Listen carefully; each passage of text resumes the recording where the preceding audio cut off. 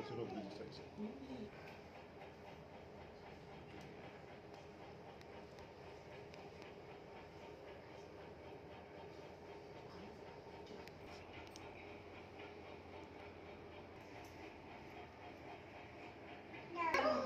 प्रवीण इसको हिला दो ना स्टैंड को। पापा उसको ऊपर रख दो।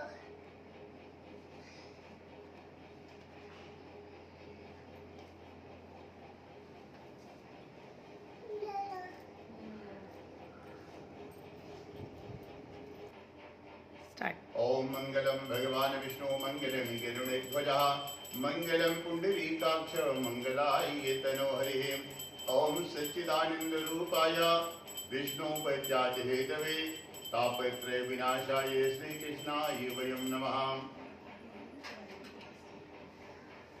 आइए हम लोग आज भगवान श्री सत्यनारायण की कथा का श्रवण करें।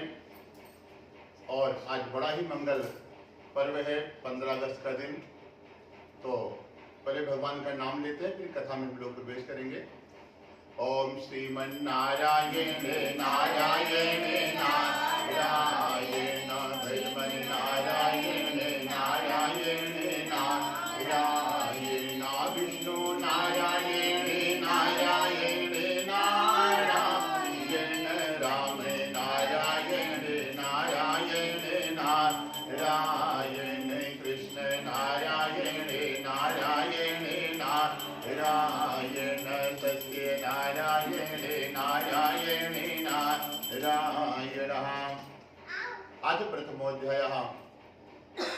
एक समय की बात है, नैमिषारण्य तीर्थ स्थान पर सौनक आदि ऋषियों ने 88,000 ऋषियों ने श्री सूत जी भगवान से एक प्रश्न किया कि हे प्रभु, इस कलयुग में वेद विद्या से रहित मनुष्यों को भगवान की भक्ति कैसे प्राप्त होगी और कलयुग में मनुष्यों का उद्धार कैसे होगा। हे मुनिवर, आप हमें इस विषय में बताएं। तो 88,000 ऋषि एक दिन धर्म सभा बुलाई और नैमिषारण्य तीर्थ क्षेत्र में सभी ऋषियों ने 88,000 ऋषियों ने धर्म सभा लगा करके विराजमान हुए और आपस में चर्चा कर रहे हैं कि सभी युगों में जितने भी मनुष्य संसार में जन्म लेते थे, सब लोग धर्म के अनुसार जीवन व्यतीत करते थे कि क्या जीवन में करना है, क्या नहीं करना है, क्या खाना है, क्या पीना है, कहाँ जाना चाहिए, कहाँ नहीं जाना चाहिए, और सभी मर्यादाओं का ध्यान करते थे। परंतु कलयुग के मनुष्य इन सब से विपरीत हो जाएंगे। कुछ भी खाएंगे, कुछ भी पिएंगे और कहीं भी आना जाना होगा, और कोई धर्म का बात कहेगा तो उसका उपहास उड़ाएंगे। और फिर भी ऐसे कर्म करते हुए भी मनुष्य का उद्धार कैसे होगा, इसी विषय में सभी ऋषि चिंता में बैठे थे। तो वही मार्ग से श्री सूत जी महाराज जा रहे थे। सूत जी महाराज को ऋषियों ने बैठे हुए वहां पर ऋषियों को देखा। तो सूत जी महाराज उस धर्म सभा में पहुंचते हैं। 88,000 ऋषियों ने खड़े होकर के सूत जी महाराज को प्रणाम किया और कहा कि हे मुनिवर, आप आए, यहाँ पर विराजमान हो। जब सूत जी महाराज को प्रणाम किया तो उनके मन में थोड़ा सा संकोच हुआ कि हमारी उम्र तो मात्र 20 वर्ष की है और यहाँ पर इतने भी महात्मा हैं। सब लोग कोई 1,000 वर्ष का है, कोई 500 साल का है, कोई 1 लाख वर्ष का है। यहाँ बहुत ज्यादा उम्र वाले बैठे हैं, फिर भी हमको क्यों प्रणाम कर रहे हैं, हमारी उम्र तो मात्र 20 साल की है। तो सनातन धर्म में कहते हैं कोई धर्म में बड़ा होता है, कोई ज्ञान में बड़ा होता है, कोई लंबाई में बड़ा होता है, कोई बुद्धि में बड़ा होता है। परंतु सनातन धर्म की ये व्यवस्था है कि जो ज्ञान में बड़ा होता है वो हर जगह पूजनीय होता है। तो सभी ऋषियों ने कहा कि हे सूत जी महाराज, आप व्यास जी के शिष्य हैं, इसलिए आप में भगवान व्यास की तरह पूर्ण ज्ञान है, इसलिए हम लोग आपके ज्ञान को प्रणाम करते हैं। फिर सूत जी महाराज को एक आसन लगाया गया, विराजमान कराया गया। 88,000 ऋषियों ने कहा कि हे मुनिवर, आप ही हम लोगों का मार्गदर्शन करें कि हम लोग संसार वालों को कौन सा ज्ञान बताएं जिससे कि उनका उद्धार हो सके, कलयुग में भी भगवान की भक्ति उनको प्राप्त हो सके। तो सूत जी महाराज ने कहा कि हे मुनिवर, आप लोगों ने आज मनुष्यों की भलाई के लिए बड़ी उत्तम बात पूछी है, हम आपको बताते हैं, आप लोग ध्यान से सुनिएगा। कहते हैं एक समय की बात है कि नारद जी के मन में विचार आया कि चलो आज हम लोग समस्त देवलोक में भ्रमण करते हैं, और सभी देवलोक में भ्रमण करते करते धरती पर भी आए। तो यहाँ पर धरती पर आकर के देखा है जितने भी मनुष्य अनेक योनियों में जन्म लिए हुए थे, सभी अपने अपने कर्मों से दुखी हो रहे थे। संसार में यदि कोई दुखी है और कोई सुखी है तो उसमें भगवान का कोई दोष नहीं है। आपका कर्म ही आपको फल देता है। कर्मण्येवाधिकारस्ते मा फलेषु कदाचन। आप जैसे कर्म करके आए हैं पूर्व जन्म में, उसका फल मिल रहा है। जो पूर्व जन्म में पुण्य नहीं अर्जन किए हैं वो वर्तमान में भगवान का पूजा करके, मंदिर जाके, तीर्थ यात्रा करके, और जो ये सब नहीं कर सकते हैं घर में ही बैठे भगवान का भजन करके भगवान के नाम को लेते हुए अपने पुण्य को बढ़ाएं, और फिर उनके जो भी पाप रहते हैं पूर्व जन्म में सब कम हो जाते हैं, कट जाते हैं, तो अपने आप उनके जीवन में मंगल होना चालू हो जाता है। तो इसी तरह सूत जी महाराज ने कहा कि सभी अपने अपने कर्मों से यहाँ पर कर्म फल भोगने के लिए संसार में आया है। जैसा जो कर्म किया है उसी हिसाब से कोई, जब सूत जी महाराज नारद जी को बताए कि नारद जी के मन में विचार आया कि समस्त लोगों में घूमते घूमते देवलोक में सभी गए, वहां पर सब लोग प्रसन्नता से रहते थे सभी देवलोक। और जब धरती पर आकर के देखा कि जितने भी मनुष्य थे, नारद जी ने विचार किया कि पहले जो बड़े बड़े महल दिखाई पड़ रहे हैं वहां चल करके देखते हैं कि लगता है ये बड़े लोग हैं, ज्यादा सुखी होंगे। तो नारद जी ने उनके घर में गए और देखा और हाल चाल पूछा कि भैया आपके यहाँ कैसे है, सब कुशल मंगल है क्या। तो नारद जी से हाथ जोड़ करके कहते हैं कि हे महाराज, हमारी जैसी दशा किसी की नहीं है, क्योंकि भगवान ने हमें इतना कुछ दिया है, खाने पीने का, नौकर चाकर, गाड़ी घोड़ा, हर व्यवस्था भगवान ने हमारे लिए बना दिया है। परंतु संसार की ऐसी कोई बीमारी नहीं है कि जो शुगर, बीपी, हार्ट कोई काम बराबर नहीं करता। खाने की सारी व्यवस्था है, परंतु डॉक्टर ने मना कर दिया खाली दाल का पानी ही पीना है। तो सब होते हुए भी हम सुख नहीं भोग पा रहे हैं। तो नारद जी बड़े चिंता में हुए।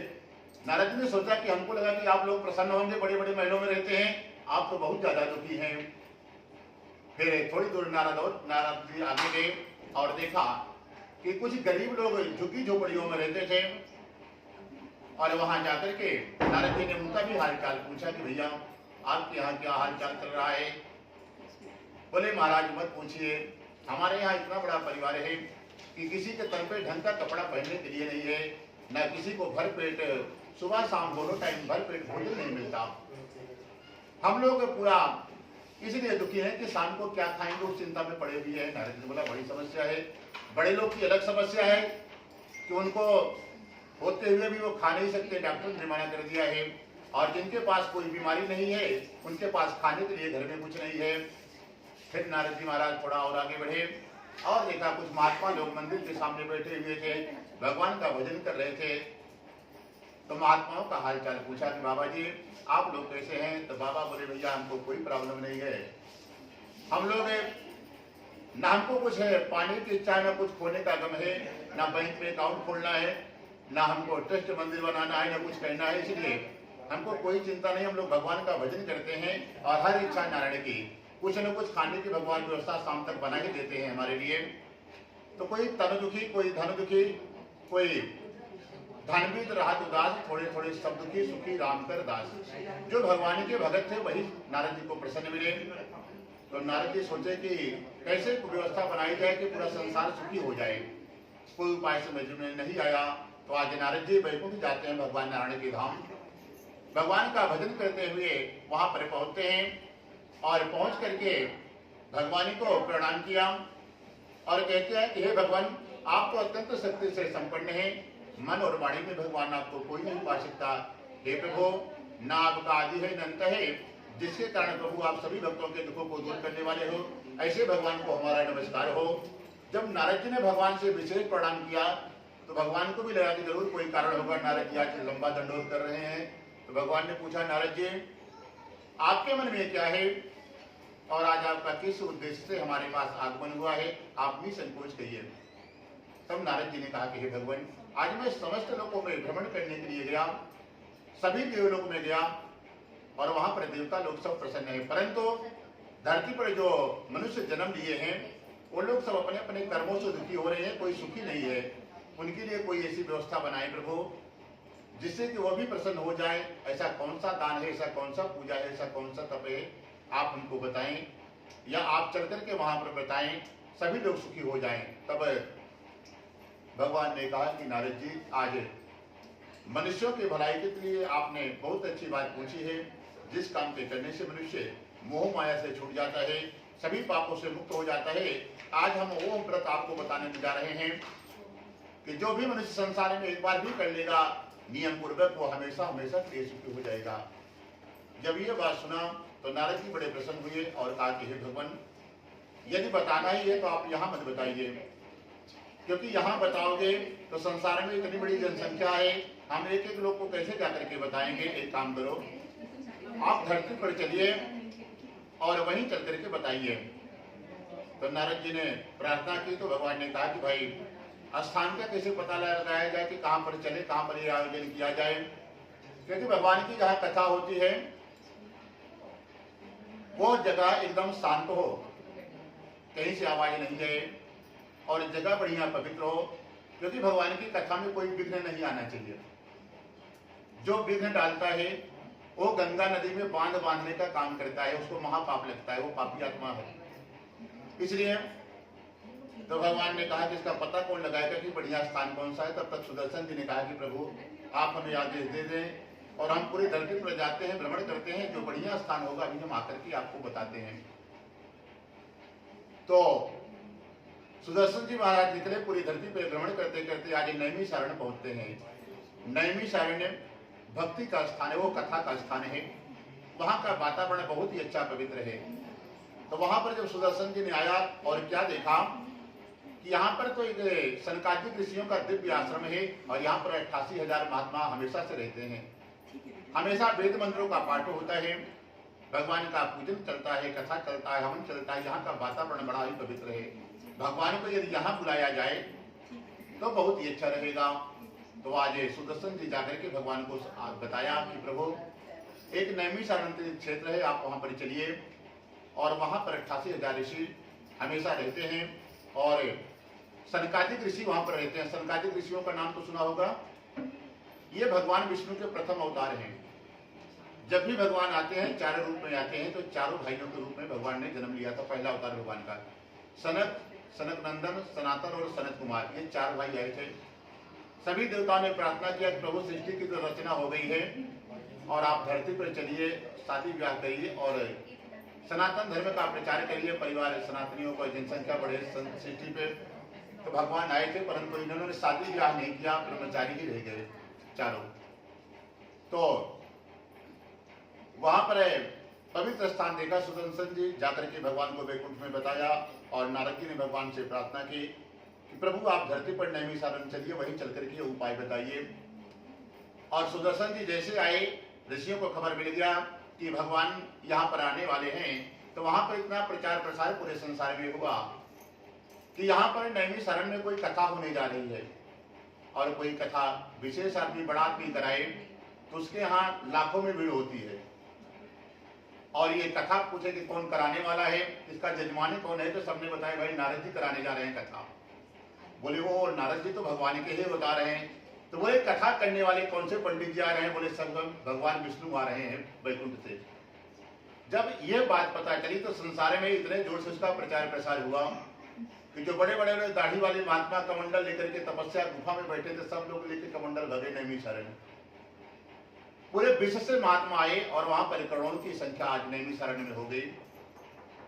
कथा के पहले बाबा लोग आकर के सब बैठ गए, कमंडल अपना त्रिशूल गाड़ गाड़ करके कि भाई क्या उपाय भगवान बताने जा रहे हैं, कौन सी कथा होगी। और फिर भगवान आए हैं, सभी ऋषियों ने, देवताओं ने, सबने उनका स्वागत किया।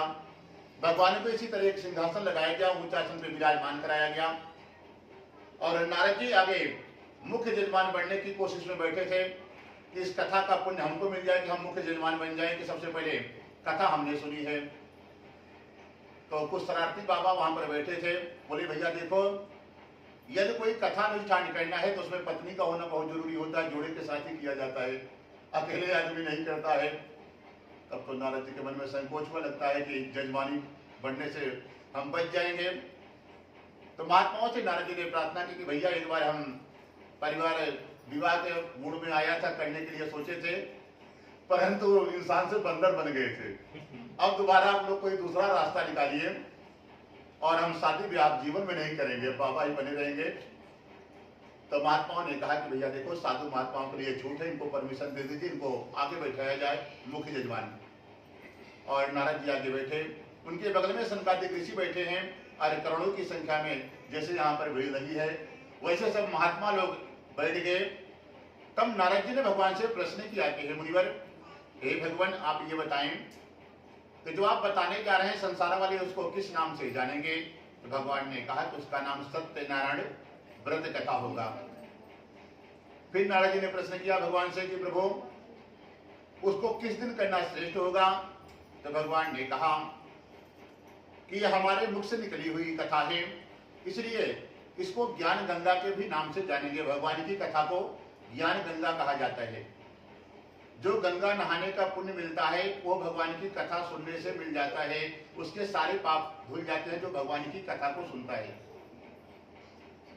और कहते हैं कि भगवान की कथा को जो गंगा बहती है उससे ज्यादा महत्व माना गया, इनको बड़ी बहन माना गया है ज्ञान गंगा को, भगवान की कथा को, क्योंकि वह कथा भगवान के चरणों से निकली है गंगा जी, और ये भगवान के मुख से निकली है। और ये कथा बड़ी इसलिए भी है क्योंकि वो गंगा में आप जितना ज्यादा अंदर थोड़ा घुसे जो बह रही है तो उसमें खतरा है, और ये वाली कथा में आप चाहे जितना अंदर घुसेंगे उतना ही आपको मजा आएगी। और ये गंगा को आप कहीं भी किसी भी घर पे कहीं भी आप बुला सकते हैं, ये गंगा जी आ जाएंगी, और वो गंगा नहाने के लिए आपको वहां तक जाना पड़ेगा। इसलिए भगवान की कथा का विशेष महत्व माना गया है, इसको बड़ी बहन माना गया है ज्ञान गंगा को। तब नारद जी ने कहा कि भैया इसमें महाराज कुछ बताइए कि इसमें पूजन सामग्री और क्या विधि है? तो भगवान ने कहा कि इसमें पके केले के फल, शक्कर, घी, दूध, दही, गेहूं का चून लीजिए, और गेहूं के भाव में साठी का चून लीजिए, और भक्षण और पदार्थ जो जितना प्रकार का पदार्थ जिस दिन भगवान का पूजन करते हैं घर में अपने हाथ से बनाएं।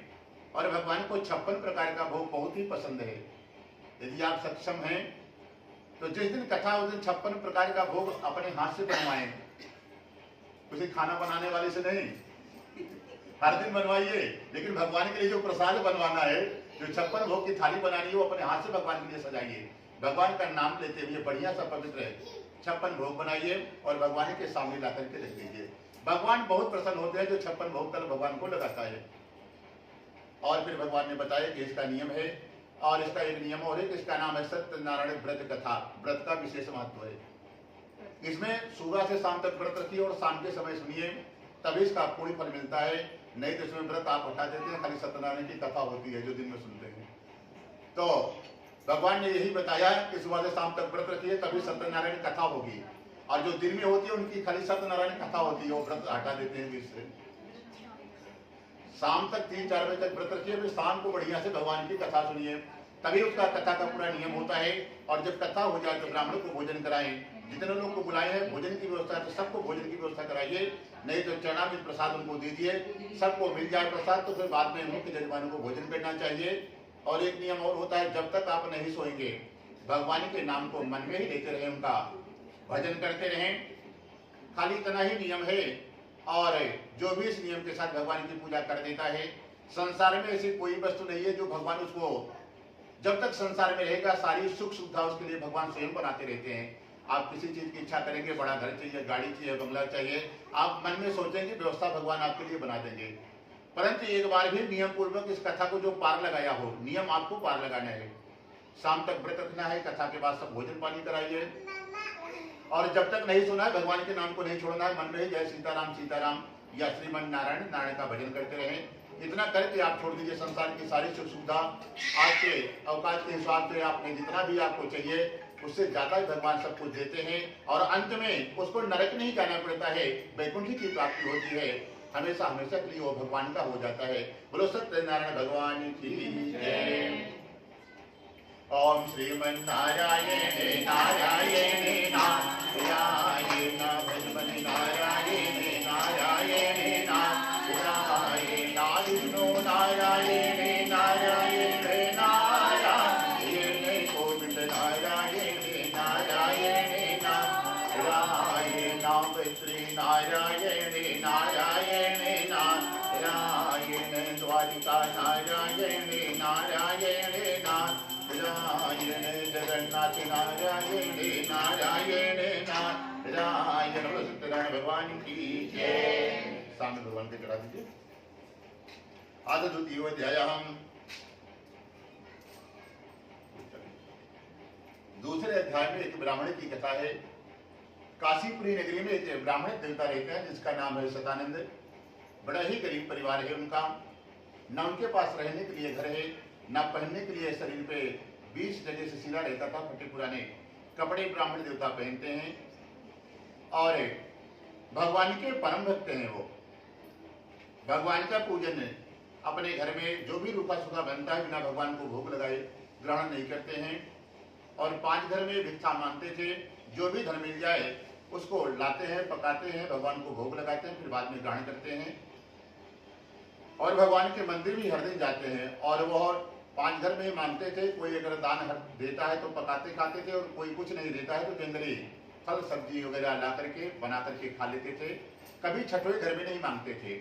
और उनके अंदर एक विशेष गुण और था कि कोई उनको कुछ दान पुण्य करे तो खूब आशीर्वाद देते थे, और कोई अपमान करके भगा दे कि हर दिन हमारे यहाँ आप मांगने के लिए आ जाते हैं, तो कभी वो क्रोध नहीं करते थे, उसको भी आशीर्वाद देकर के जाते थे कि तुम्हारे यहाँ भी खूब धन की वर्षा हो, तुम्हारे यहाँ धन पुत्र से पूरा घर भरा रहे। और ब्राह्मण देवता प्रसन्न होकर के जाते थे, कभी उनको क्रोध नहीं आता था। क्रोध ना आना बहुत बड़ी बात है। संसार में 4 अवगुण भगवान ने बनाए हैं, एक काम, एक क्रोध, एक लोभ और एक मोह। और एक पर भी अगर मनुष्य विजय पा लिया है तो भगवान स्वयं उसके दर्शन करने के लिए आते हैं। ऐसा कौन सा महापुरुष है जो हमारी माया से बच गया? तो आज ब्राह्मण देवता क्रोध पर विजय पा लिए थे। आपका कोई अपमान करे, आपको गुस्सा ना आए, साधारण बात नहीं है। वो आपने क्रोध को पी गए हैं, अब विजय पा लिए। ब्राह्मण देवता हमेशा प्रसन्न रहते थे, हर दिन मंदिर जाते थे। कोई व्यवस्था उनके पास नहीं है, परंतु कभी भगवान से शिकायत नहीं करते थे कि प्रभु आप हमको कपड़े दिला दीजिए या धन दे दीजिए। कोई कामना लेकर के नहीं जाते थे। भगवान की हमेशा निष्काम भक्ति करते थे। भगवान के सामने कभी भी जाएं तो हम हिंदू हैं, हमारा धर्म है कि भगवान के मंदिर जाते रहें। हमको कुछ दें गाड़ी बंगला, इसके लिए नहीं। हमारा धर्म है, हम वहां तक जाना है हर दिन। और आप जाते रहेंगे तो ऐसा नहीं है कि भगवान आपको कुछ नहीं देंगे, सब कुछ भगवान दे देते हैं। खाली आपका नियम है कि अपने घर में भगवान के सामने 10-5 मिनट समय देते रहिए। आसपास कोई मंदिर हो तो वहां जाते रहिए, और जाकर के मांगना नहीं है। क्योंकि भगवान के सामने जो मांगता है भगवान को मूर्ख समझता है कि भगवान को पता ही नहीं है कि हमको क्या चाहिए। अरे वो तो प्राण रूप में आपके अंदर ही बैठे, उनको तो पता है तुम किस लिए आए हो। तो पता करके अपनी जुबान को नहीं खराब करना है। भगवान के सामने जाइए, भगवान का पूजा करिए, वापस आ जाइए। जो मांगता है भगवान उसको नहीं देते हैं, जो नहीं मांगता है भगवान उसको सब कुछ दे देते हैं। किसी के यहाँ बार बार मांगने जाओ तो एक दिन आपका खून खाना बंद कर देगा। वही भगवान का भी हाल है कि हर दिन मुंह लटका करके भगवान के सामने पहुंच जाओ कि आज हमको ये दो वो दो, तो भगवान नहीं देते हैं। और जो कुछ नहीं मांगता है भगवान सब कुछ उसको दे देते हैं। तो ब्राह्मण देवता भगवान का पूजन करते थे और कुछ भगवान से मांगते नहीं थे।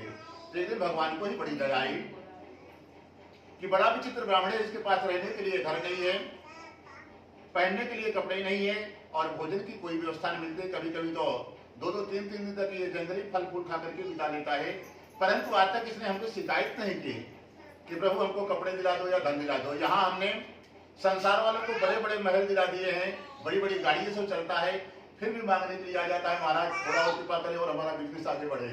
2 कमरे का है, छोटा पड़ रहा है, 5 कमरे वाला घर कहीं से दिलाओ, कुछ ना कुछ मांगने पहुंच जाता है। और ये ब्राह्मण आता है, आज तक हमसे कुछ नहीं मांगा और न ही कोई शिकायत की। और कोई देता है दान तो ठीक है, नहीं दिया तब भी ठीक है, सबके ऊपर ही बराबर आशीर्वाद देता रहता है। दुखे सुखे समेत लाभा लाभो जय जय हो। हमेशा आप समभाव में रहिए तो कभी आपको समस्या आएगी ही नहीं, और आप भगवान हमेशा आपको सब व्यवस्था बना करके रखेंगे। तो ब्राह्मण देवता के ऊपर भगवान की कृपा हुई कि चलो आज काशी बनारस हम स्वयं चलते हैं। और एक महात्मा का भेष बनाया, भगवान वैकुंठ से आए और सतानंद के घर जाकर के ब्राह्मण देवता से कहा कि हे ब्राह्मण देवता, हम आपको प्रतिदिन देखते हैं उस नगर में घूम घूम करके भिक्षा मांगते हैं। आपकी कोई मजबूरी है, कोई आपने संकल्प लिया है कि इतना दिन तक भिक्षा मांग करके खाएंगे? तो उस ब्राह्मण ने कहा कि हमारे पास रहने खाने की कोई व्यवस्था नहीं है, ये हमारी मजबूरी है कि हम भिक्षा मांगते हैं, उसी से हम अपने परिवार का पालन पोषण करते हैं। यदि कोई आप भगवान इसका उपाय जानते हो कि हमको भिक्षा ना मांगनी पड़े जैसे संसार वाले सब लोग अपने घर में रहते खाते हैं, वैसे हमारे यहाँ भी व्यवस्था हो जाए तो आप हमें अवश्य बताएं। तो भगवान ने कहा कि आप चिंता न करिए ब्राह्मण देवता, एक बहुत छोटी सत्यनारायण भगवान की कथा है, खाली उसी को आप जो भगवान की कथा का नियम है, नियम के साथ करना, मनमाना मत करना। संसार में ऐसी कोई भी वस्तु नहीं है कि जो भगवान आपको नहीं दे देंगे, उसी को खाली आप कर लेना। तो महात्मा से ब्राह्मण ने पूछा क्या नियम क्या विधि है, तो उनको भी वही बताया कि भगवान की कथा को तो करना ठीक है, परंतु उसको नियम को ही पार लगाना। जो कथा का नियम होता है, सुबह से शाम तक व्रत रखना और ये कथा शाम को ही समय सुनना, और अकेले में सुनना। भाई बंधु मित्रों को, जिसको 10-20 लोग जितने भी हो सबको बुला लेना, क्योंकि आपके माध्यम से जितने लोग और पाप धुल जाएं, कष्ट कट जाएं, उसका भी श्रेय जो आयोजन करता है उसी को मिलता है, और उनके भी पाप धुल जाए तो और ज्यादा पुण्य मिलता है। ज्यादा से ज्यादा लोगों को कथा ही सुनानी चाहिए भगवान की, उनके भी सारे जो दुख परेशानी आने वाली हो, जीवन में जो परेशानी चल रही हो, वो भी उनके भी भाग जाए सारी दुख दरिद्रता। तो भगवान ने बताया कि शाम तक व्रत रखिए, शाम के समय सबको बुलाइए, कथा का आयोजन करिए, कथा हो जाए तो ब्राह्मणों को भोजन कराइए, जिनको बुलाए हैं उनको भी भोजन की व्यवस्था तो भोजन करा देना, नहीं तो फल प्रसाद दे देना। उसके बाद जब तक आप नहीं सोएंगे भगवान के नाम को मन में लेते रहना है। और इसी तरह यदि आप कर लेंगे तो जो चाहेंगे संसार की सारी वस्तु भगवान प्रदान कर देंगे। भगवान के सामने संकल्प लिया, भगवान पूरा उपाय बता करके बाहर आए और फिर वैकुंठ चले गए। ब्राह्मण देवता ने भगवान के सामने संकल्प लिया कि इसको हम कल ही करेंगे, और रात के पूरा दिन बीत गया। शांति का ध्यान दें और भगवान की तरफ ध्यान दें। कथा में सबसे बड़ा दोष लगता है जो कथा में विघ्न डालता है। कथा में भगवान की कथा है, गंगा बह रही है, आप वहां पे बांध लगाएंगे तो दोष आपको लगेगा। शांति का दान सबसे बड़ा दान है, उससे बड़ा दान कोई होता नहीं भगवान की कथा में। आप 1 रुपए भी मत चढ़ाइए भगवान सामने, तो शांति का दान देते रहिए भगवान को, क्योंकि आप सुने नहीं सुने दूसरे को भी डिस्टर्ब मत करिए। तो भगवान के बताया और फिर बताकर के पूरा उपाय वैकुंठ चले जाते हैं। ब्राह्मण देवता शाम के समय सोने के लिए गए, उनको नींद नहीं आ रही है। उन्होंने सोचा कि हमारे पास तो खाने तक की व्यवस्था नहीं है, भगवान का पूजन कैसे करेंगे, इसमें तो फल फूल प्रसाद भी लाना है, और भगवान ने बताया है कि भंडारा भी करना पड़ता है, वो कैसे करेंगे। रात भर रोता रहा, भगवान से प्रार्थना करता रहा कि हे भगवान, आपकी पूजा कर पाना हमारे बस की बात नहीं है, ये भी व्यवस्था आपको ही करना है। हमने भगवान की महात्मा के सामने संकल्प लिया है, आप जैसे मर्जी वैसे इस व्रत को आप हमारे हाथ से करवा लीजिए। पूरी रात रोता रहा, सुबह उठा है, 5 घर में भिक्षा मांगने के लिए गया। आज भगवान ने ऐसी व्यवस्था उसके लिए बना दी कि 5 घर में ही भगवान ने इतने धन दिला दिए, उसको पूजन सामग्री भी आ गया, भंडारे का अनाज का भी व्यवस्था हो गया। तब तो ब्राह्मण रोने लगा कि हे भगवान, इसी नगर में इन्हीं लोगों के हम हर दिन मांगने के लिए आते थे और कई दिन तो खाली हाथ वापस चले जाते थे। आज इतना धन आपने दिला दिया है कि हमारी कथा भी हो जाएगी, भंडारा भी हो जाएगा। और बढ़िया बढ़िया पके केले के फल लाए, खाने की व्यवस्था बनाई, और सुबह से शाम तक व्रत रखा। शाम के समय बढ़िया भगवान के लिए 56 भोग अपने हाथों से ब्राह्मण की पत्नी ने बनाया, और पूरे परिवार को, नगर वासियों को बुलाया और भगवान की दिव्य कथा का आयोजन किया। भगवान की कथा को सुन रहा था। तो कथा का एक नियम होता है, भगवान की कथा खाली हाथ नहीं सुनना चाहिए। कहीं मंदिर जाए तो खाली हाथ नहीं जाए, भगवान की कथा में जाए तो नहीं खाली हाथ जाए, और किसी गरीब कन्या के विवाह में जाए तो वहां भी खाली हाथ नहीं जाना चाहिए, कुछ न कुछ दान करना चाहिए। जब कथा समाप्त हो गई तो ब्राह्मण देवता रोने लगे। जो धन वाले, जो किसान लोग तो कुछ अनाज लेकर गए थे, भगवान के सामने रखा, धन वाले धन चढ़ाए। तो सोचे तो हमारे पास तो कुछ है ही नहीं, हमने तो नगर वालों से मांग कर के लाए हैं, जो भी है सब तो मांगा हुआ धन है, हम क्या चढ़ाएं।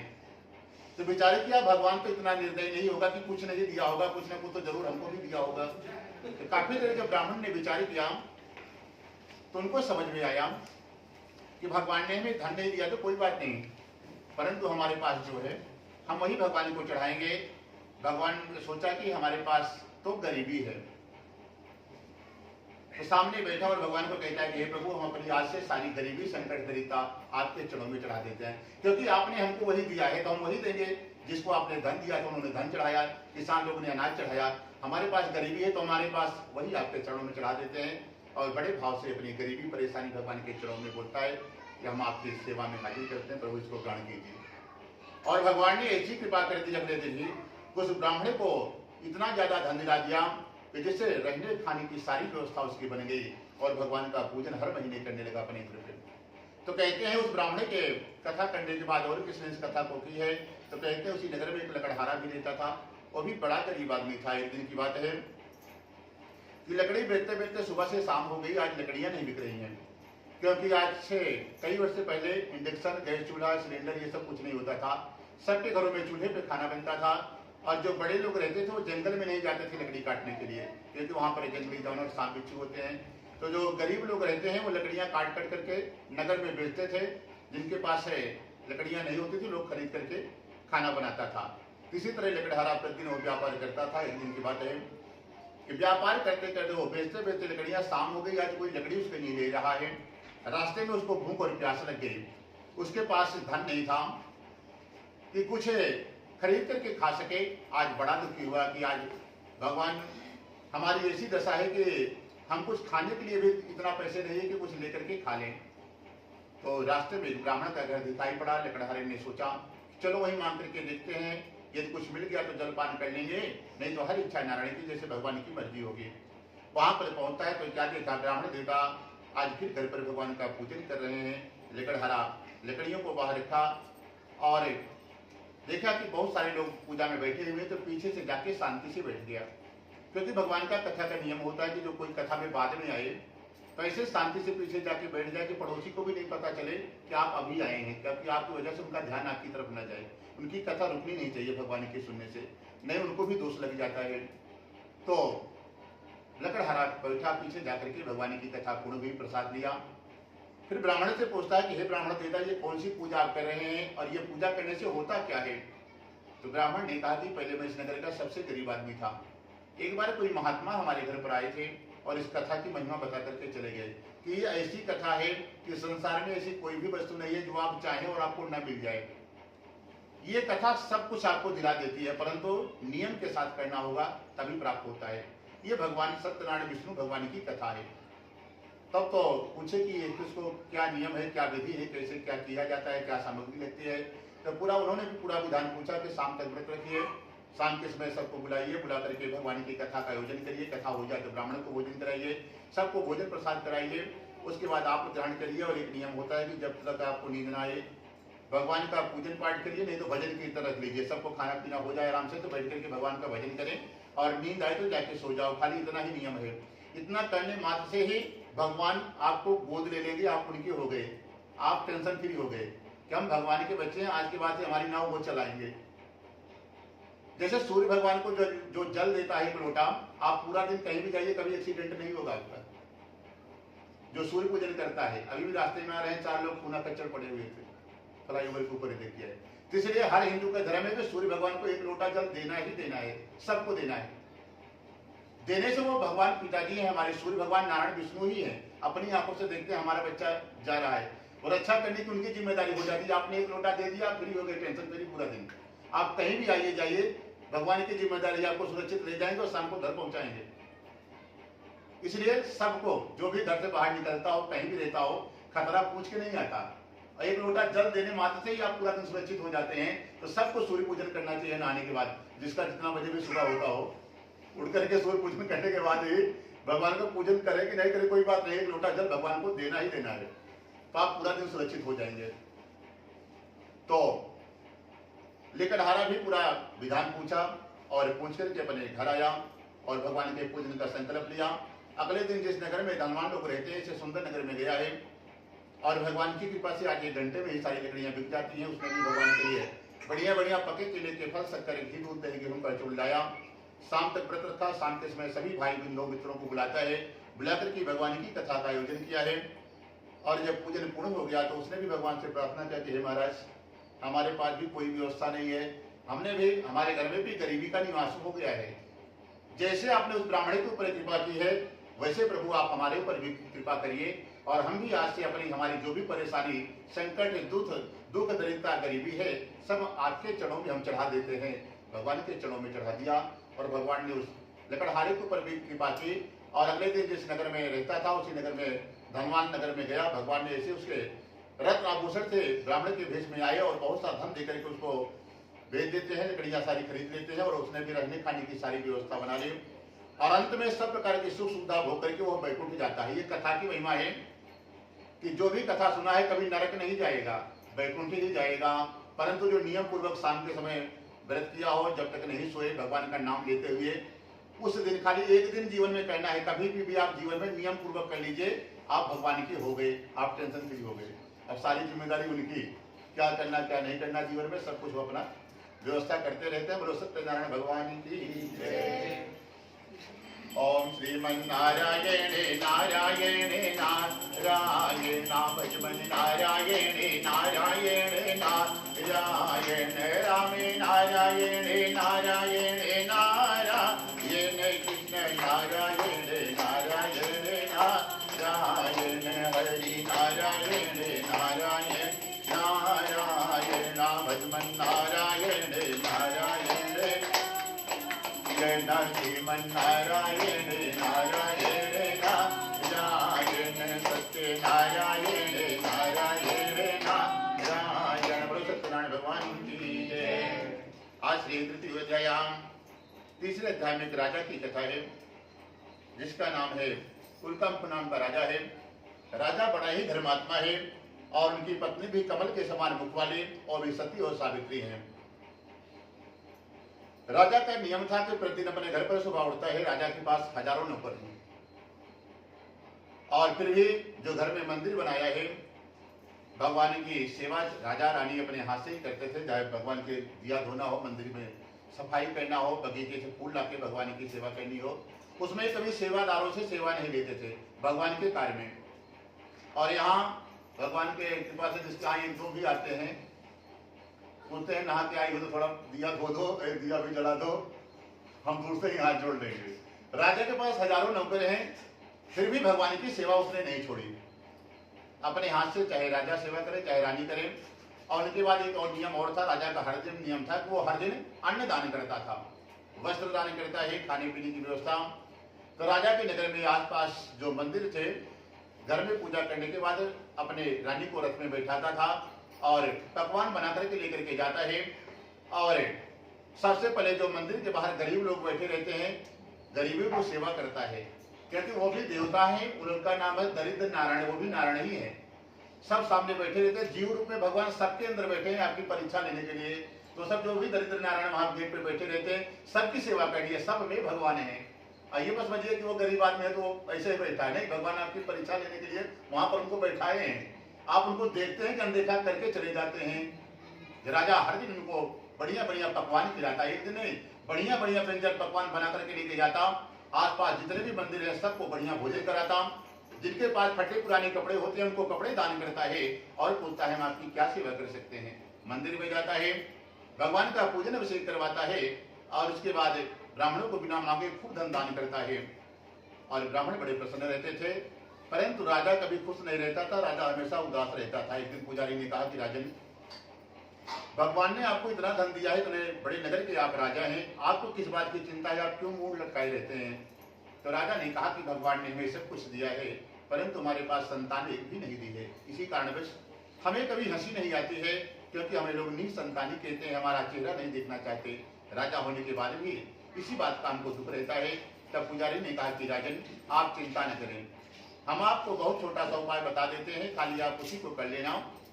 और आप जिस दिन करेंगे इस कथा को नियम पूर्वक करना है, परंतु मनमाना नहीं करना। राजन आप गिनती करना, 1 साल के अंदर ही आपके यहाँ संतान हो जाएगी। 365 दिन से 366 दिन नहीं होगा, उसके अंदर ही संतान हो जाएगी।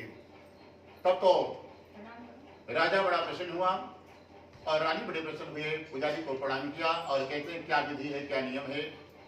तो उस पुजारी ने कहा कि राजन ये संतान पाना है, इस कथा को किसी पवित्र नदी के किनारे किया जाता है। कोई गंगा, जमुना, कावेरी, तुंगभद्रा, कोई नदी का किनारा हो या फिर कोई तीर्थ स्थान का संगम हो, तो वहां करने से यह साल भर के अंदर ही उसके परिवार में संतान हो जाती है। तब तो राजा रानी बड़े प्रसन्न हुए, पूरा विधि उपाय पूछा है, पूछ करके वापस घर गए और अपने मंत्री को बुलाया और कहा कि हम इस कथा को कल ही करेंगे। तो राजा के नगर में भद्रशिला नामक नदी थी। अपने मंत्री को बुलाया और कहा कि वहां पर बढ़िया साफ सफाई कराया जाए, वेदी मंडप सजाया जाए, बढ़िया भगवान का दिव्य दरबार सजाया गया है। उधर जो हो रहा है होता रहेगा, उधर ध्यान मत दीजिए, इधर ध्यान दीजिए। और भगवान का दिव्य दरबार सजाया गया और भगवान की कथा का आयोजन राजा ने कराया है। और आज सुबह से शाम तक व्रत रखा। शाम के समय पत्नी और परिवार के साथ नगरवासियों के साथ राजा गया। भगवान की कथा को सुन ही रहा था भद्रशिला नदी के किनारे कि शाम के समय कथा हो रही थी। तो उसी नगर में एक साधु नामक वैश्य रहता था। वो भी व्यापार से वापस घर जा रहा था। उसने देखा ये तो हमारे नगर का राजा है, ये शाम के समय बाहर नहीं जाता, आज देर रात तक कौन सी पूजा कर रहा है, जरूर कोई विशेष बात होगी। साधु ने अपनी नाव को किनारे ठहराया और भगवान के पूजन में आकर के सम्मिलित हो गया। बैठा, भगवान की कथा को सुना। फिर प्रसाद चरणामृत लेने के बाद राजा को प्रणाम किया और कहता है कि राजन, इतने भाव से आप कौन सी पूजा कर रहे हैं, आप हमें भी बताएं आप किस उद्देश्य से कर रहे हैं। तो राजा ने कहा कि हमारे पास कोई संतान नहीं है, एक संतान पाने की इच्छा से आज हम लोग यहाँ पर पूजन कर रहे हैं।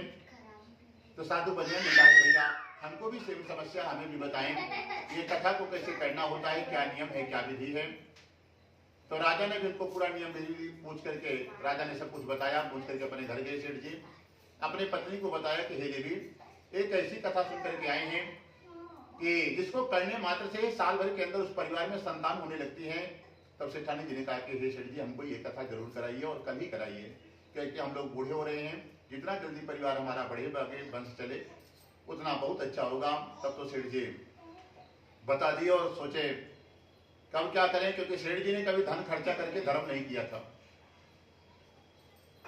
और फ्री कहीं चाहते थे, परंतु उसने देखा कह तो दिए हैं और पत्नी का विरोध कर दे, इतना सेठ जी में हिम्मत नहीं थी। और घर घर की कहानी सेठ जी भी लगा कि लगता है आज फंस गए, हमारा धन खर्चा होगा ये। क्योंकि हमने देखा था कि राजा पूजन कर रहा था, भंडारा भी की तैयारी, खाना पीना भी बढ़िया चल रहा था, वहां पर बन रहा था, फल मिठाई भी खूब आए थे, बहुत लोग गए थे, सबको खिलाए पिलाए गए, इसमें तो बहुत धन खर्चा होता है और आज तक हमने धन खर्चा नहीं किया, खर्चा हमारा खर्चा हो जाएगा, अब क्या करें। तो सेठ जी ने विचार किया और थोड़ी दूर घूम करके आए और अपनी पत्नी को कहा कि हे देवी, देखो संतान तो भगवान है, तो दया करुणा निधान है, भगवान को खाली भाव के भूखे हैं। सुंदरकांड कभी पढ़े होंगे, जो बहुत सुंदर चौपाई है, निर्मल मन जन सो मोहि पावा, मोहि कपट छल छिद्र न भावा। भगवान कहते हैं आपको कोई पूजा पाठ कर रहे हैं और कहीं दिखाने के हिसाब से कर रहे हैं तो वो पूजा का कोई महत्व नहीं होता है। आप अच्छे कर्मों को छिपाना चाहिए और जीवन में कोई गलत काम कहीं से हो गया है तो उसको 10 लोगों को बताने से वो पाप बढ़ जाएगा, आप पाप मुक्त हो जाएंगे। और अच्छे कर्मों को बताएंगे तो भी नष्ट हो जाता है। इसलिए बुराई को आप बताइए, अच्छाई को छिपाइए। लेकिन लोग उल्टा करता है, बुराई छिपाता है, अच्छाई सेल्फी खींच के डालता है कि आज हमने यहाँ पे दान किया है, इस तीर्थ यात्रा में गए हैं, वो छिपाना है आपको। वो अपना पुण्य कार्य अगर 10 जगह प्रचार कर दे तो वो भी पुण्य नष्ट हो जाता है। पुण्य को छिपाना है, बुराई को बताना है और बताने से 10 लोग को बताते हैं तो बढ़ जाता है, उनको भी मिल जाता है थोड़ा थोड़ा, कभी कम। तो इसलिए अच्छे कर्मों को छिपाना चाहिए। तो साधु बनिया ने कहा कि भगवान तो खाली भाव के भूखे हैं देवी, उनको फल फूल प्रसाद नहीं भी चढ़ाया जाए तब भी भगवान सुन लेते हैं। खाली निर्बल मन से भगवान का पूजा करना चाहिए। और दरिद्रों के लिए भगवान ने छूट दिया। दरिद्र 2 प्रकार के होते हैं, एक तो जिनके पास कुछ है ही नहीं है और किसी के पास भगवान ने दिया है और कभी भगवान के लिए वो निकालना नहीं चाहता, तो दरिद्र 2 टाइप के होते हैं। ऐसा नहीं कि भगवान सब जो बिना पैसे वाले ही दरिद्र होते हैं, धन वाले भी दरिद्र होते हैं। तो सेठ जी के पास सोने चांदी का कारोबार है, फैक्ट्री है, गोडाउन है, सब चीज व्यवस्था है, परंतु स्वभाव से दरिद्र है। तो दरिद्रों के लिए भगवान ने एक व्यवस्था बनाई है कि पत्रम पुष्पम फलम तोयम। भगवान ने कहा कि जो दरिद्र आदमी हैं, भगवान कहते हैं किसी भी जंगली पेड़ का एक पत्ता तोड़ के चढ़ा दो तब भी काम कर देंगे। कोई जंगली फल जो दुकान से नहीं खरीदना पड़ता हो, खरीद कर ढूंढिए, कहीं न कहीं जंगली फल मिल जाएगा, ला करके चढ़ा दो, काम हो जाएगा। कोई फूल चढ़ा दो, उससे भी काम हो जाएगा। और तोयम, तोयम मतलब जल। जल वो कौन सा? आंख से जो निकलता है। हमारे सामने बैठिए और ऐसे भाव से खोजे कि 2 बूंद आंसू टपक जाए तब भी उसके काम हो जाते हैं। तो सेठ जी को लगा कि ये जल वाला व्यवस्था फ्री का ही ये बढ़िया है। अपनी पत्नी के लिए भगवान के मंदिर पहुंचा और ऐसे भाव में हो गया कि हे भगवान, एक संतान हमको दे दीजिए, हमारा भी लोग चेहरा नहीं दिखना चाहता, लोग उपहास उड़ाते हैं। और ऐसे भाव में गया कि आंसू आई गए, टपक गया भगवान के मंदिर चौखट पे। सेठ जी को लगा अब हमारा काम हो जाएगा, पत्नी के लिए वापस आ गया। 1 साल समय धीरे धीरे आता रहा तो जो राजा पहले कथा किया था उनके यहाँ पुत्र हुआ, लड़का का जन्म हुआ, और सेठ जी के यहाँ कन्या का जन्म हुआ जिसका नाम कलावती रखा गया। तब सेठानी जी ने कहा कि सेठ जी देखो, भगवान ने हमारी सुन ली, हमारा भी वंश आगे बढ़ा, संतान हो गई, अब आप पूजा कर लीजिए। सेठ जी फिर सोचे अब तो काम हो गया, अब क्यों धन खर्चा करें। फिर सेठानी जी को बोला कि 2 मिनट रुको, भी आते हैं तो बात करते हैं। आपसे बाहर घूम के निकले सेठ जी, फिर घूम के आए तो कहा कि हे देवी देखो, बुढ़ापे में संतान हुई है और जितनी हमारी बहनें हैं सब आ जाएंगी 2-4 दिन में, और नगर के सेठ साहूकार है, सबको खिलाना पिलाना पड़ेगा, बहनों को जो देना है सामने वो तो अभी सामने वाला काम के बाद निपटना ही पड़ेगा, इसी में बहुत धन खर्चा हो जाएगा। यदि कथा करेंगे तो उसमें भी फल फूल प्रसाद बुलाओ, पंडित जी को बुलाओ, दक्षिणा दो, तो दुनिया भर का खर्चा अलग से बढ़ जाएगा। एक काम करो, भगवान से चलो हम लोग क्षमा मांग करके आ जाते हैं, वो करना निधान है, माफ जरूर कर देंगे। तो बता दें कि भैया बहुत ज्यादा खर्चे में है, बाद में थोड़ा शू करेंगे। पत्नी बलिया मंदिर पहुंच गया, भगवान से क्षमा मांगता है, प्रभु अभी हमारे यहाँ संतान हुई है, बहुत धन खर्चा हो जाएगा, आपकी कथा जो अपनी बेटी का विवाह करेंगे तो उसमें हम आपको पहले बुलाएंगे, आपका पूजा कर लेंगे, फिर हम बेटी का विवाह करेंगे। भगवान ने माफ कर दिया, वापस आया, व्यापार करने के लिए चला गया, और व्यापार करते करते वापस से 5 साल बाद आया तो देखा उसकी बेटी 5 साल की हो गई है। पहले सब बच्चों की शादी 5 साल से 9 साल के अंदर की जाती थी, और गौना 11 साल बाद होता था।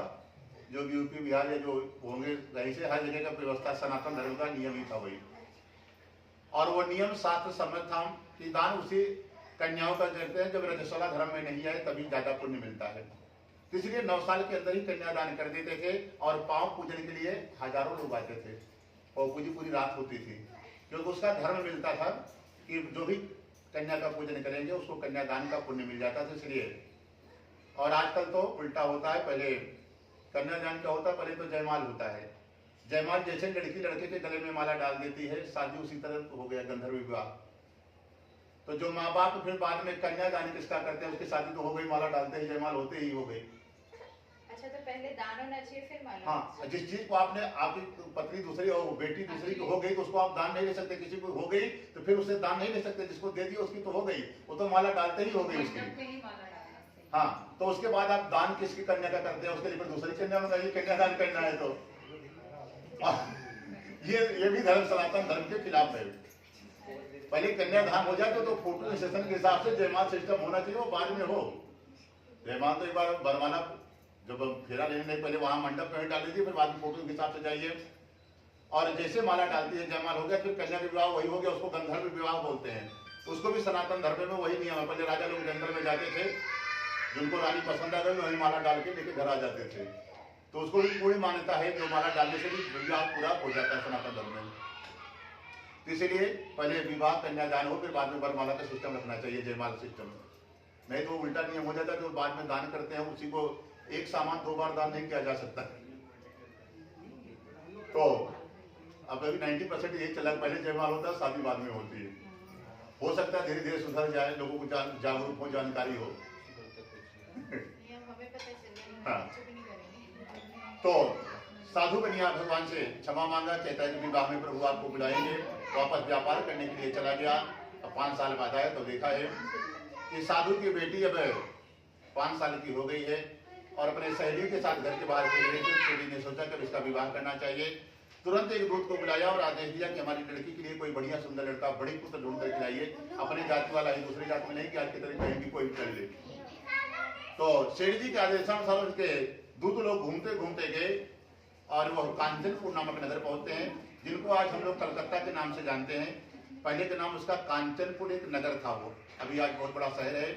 तो वहां पर पहुंचे तो एक बड़ी पुत्र सुंदर लड़का दिखाई पड़ा, उस लड़के को लेकर के आए, और सेठ जी ने आज बड़े धूमधाम से आज अपने बेटी का विवाह उस लड़के के साथ फिक्स कर दिया और तैयारियां करना चालू कर दिया। उस नगर का जो बढ़िया कैटर था उसको बुलाया गया, कैमरामैन बुलाया गया, टेंट हाउस वाला। सेठ जी ने सारी व्यवस्था VIP से VIP व्यवस्था कराई कि नगर में आज ऐसी शादी किया जाए, अंबानी की तरह कि पूरा विश्व देखे कि हम बहुत बड़े सेठ हैं, दिखाने के लिए। अरे जो सेठ लोग हैं जिसके पास धन है वो हर जगह धर्म के काम में कंजूसी करेगा, परंतु साधु शादी ब्याह में बच्चों को दिखाने के लिए, रिश्तेदारों में, नगर में अपना वर्चस्व कायम करने के लिए वो करता ही करता है। भले कर्जा लेना पड़े, लेकिन वो दिखावे के लिए खूब करेगा धूमधाम। तो सेठ जी ने सारी व्यवस्था बनाई, परंतु जो भगवान का पूजन करना था वो भूल गया।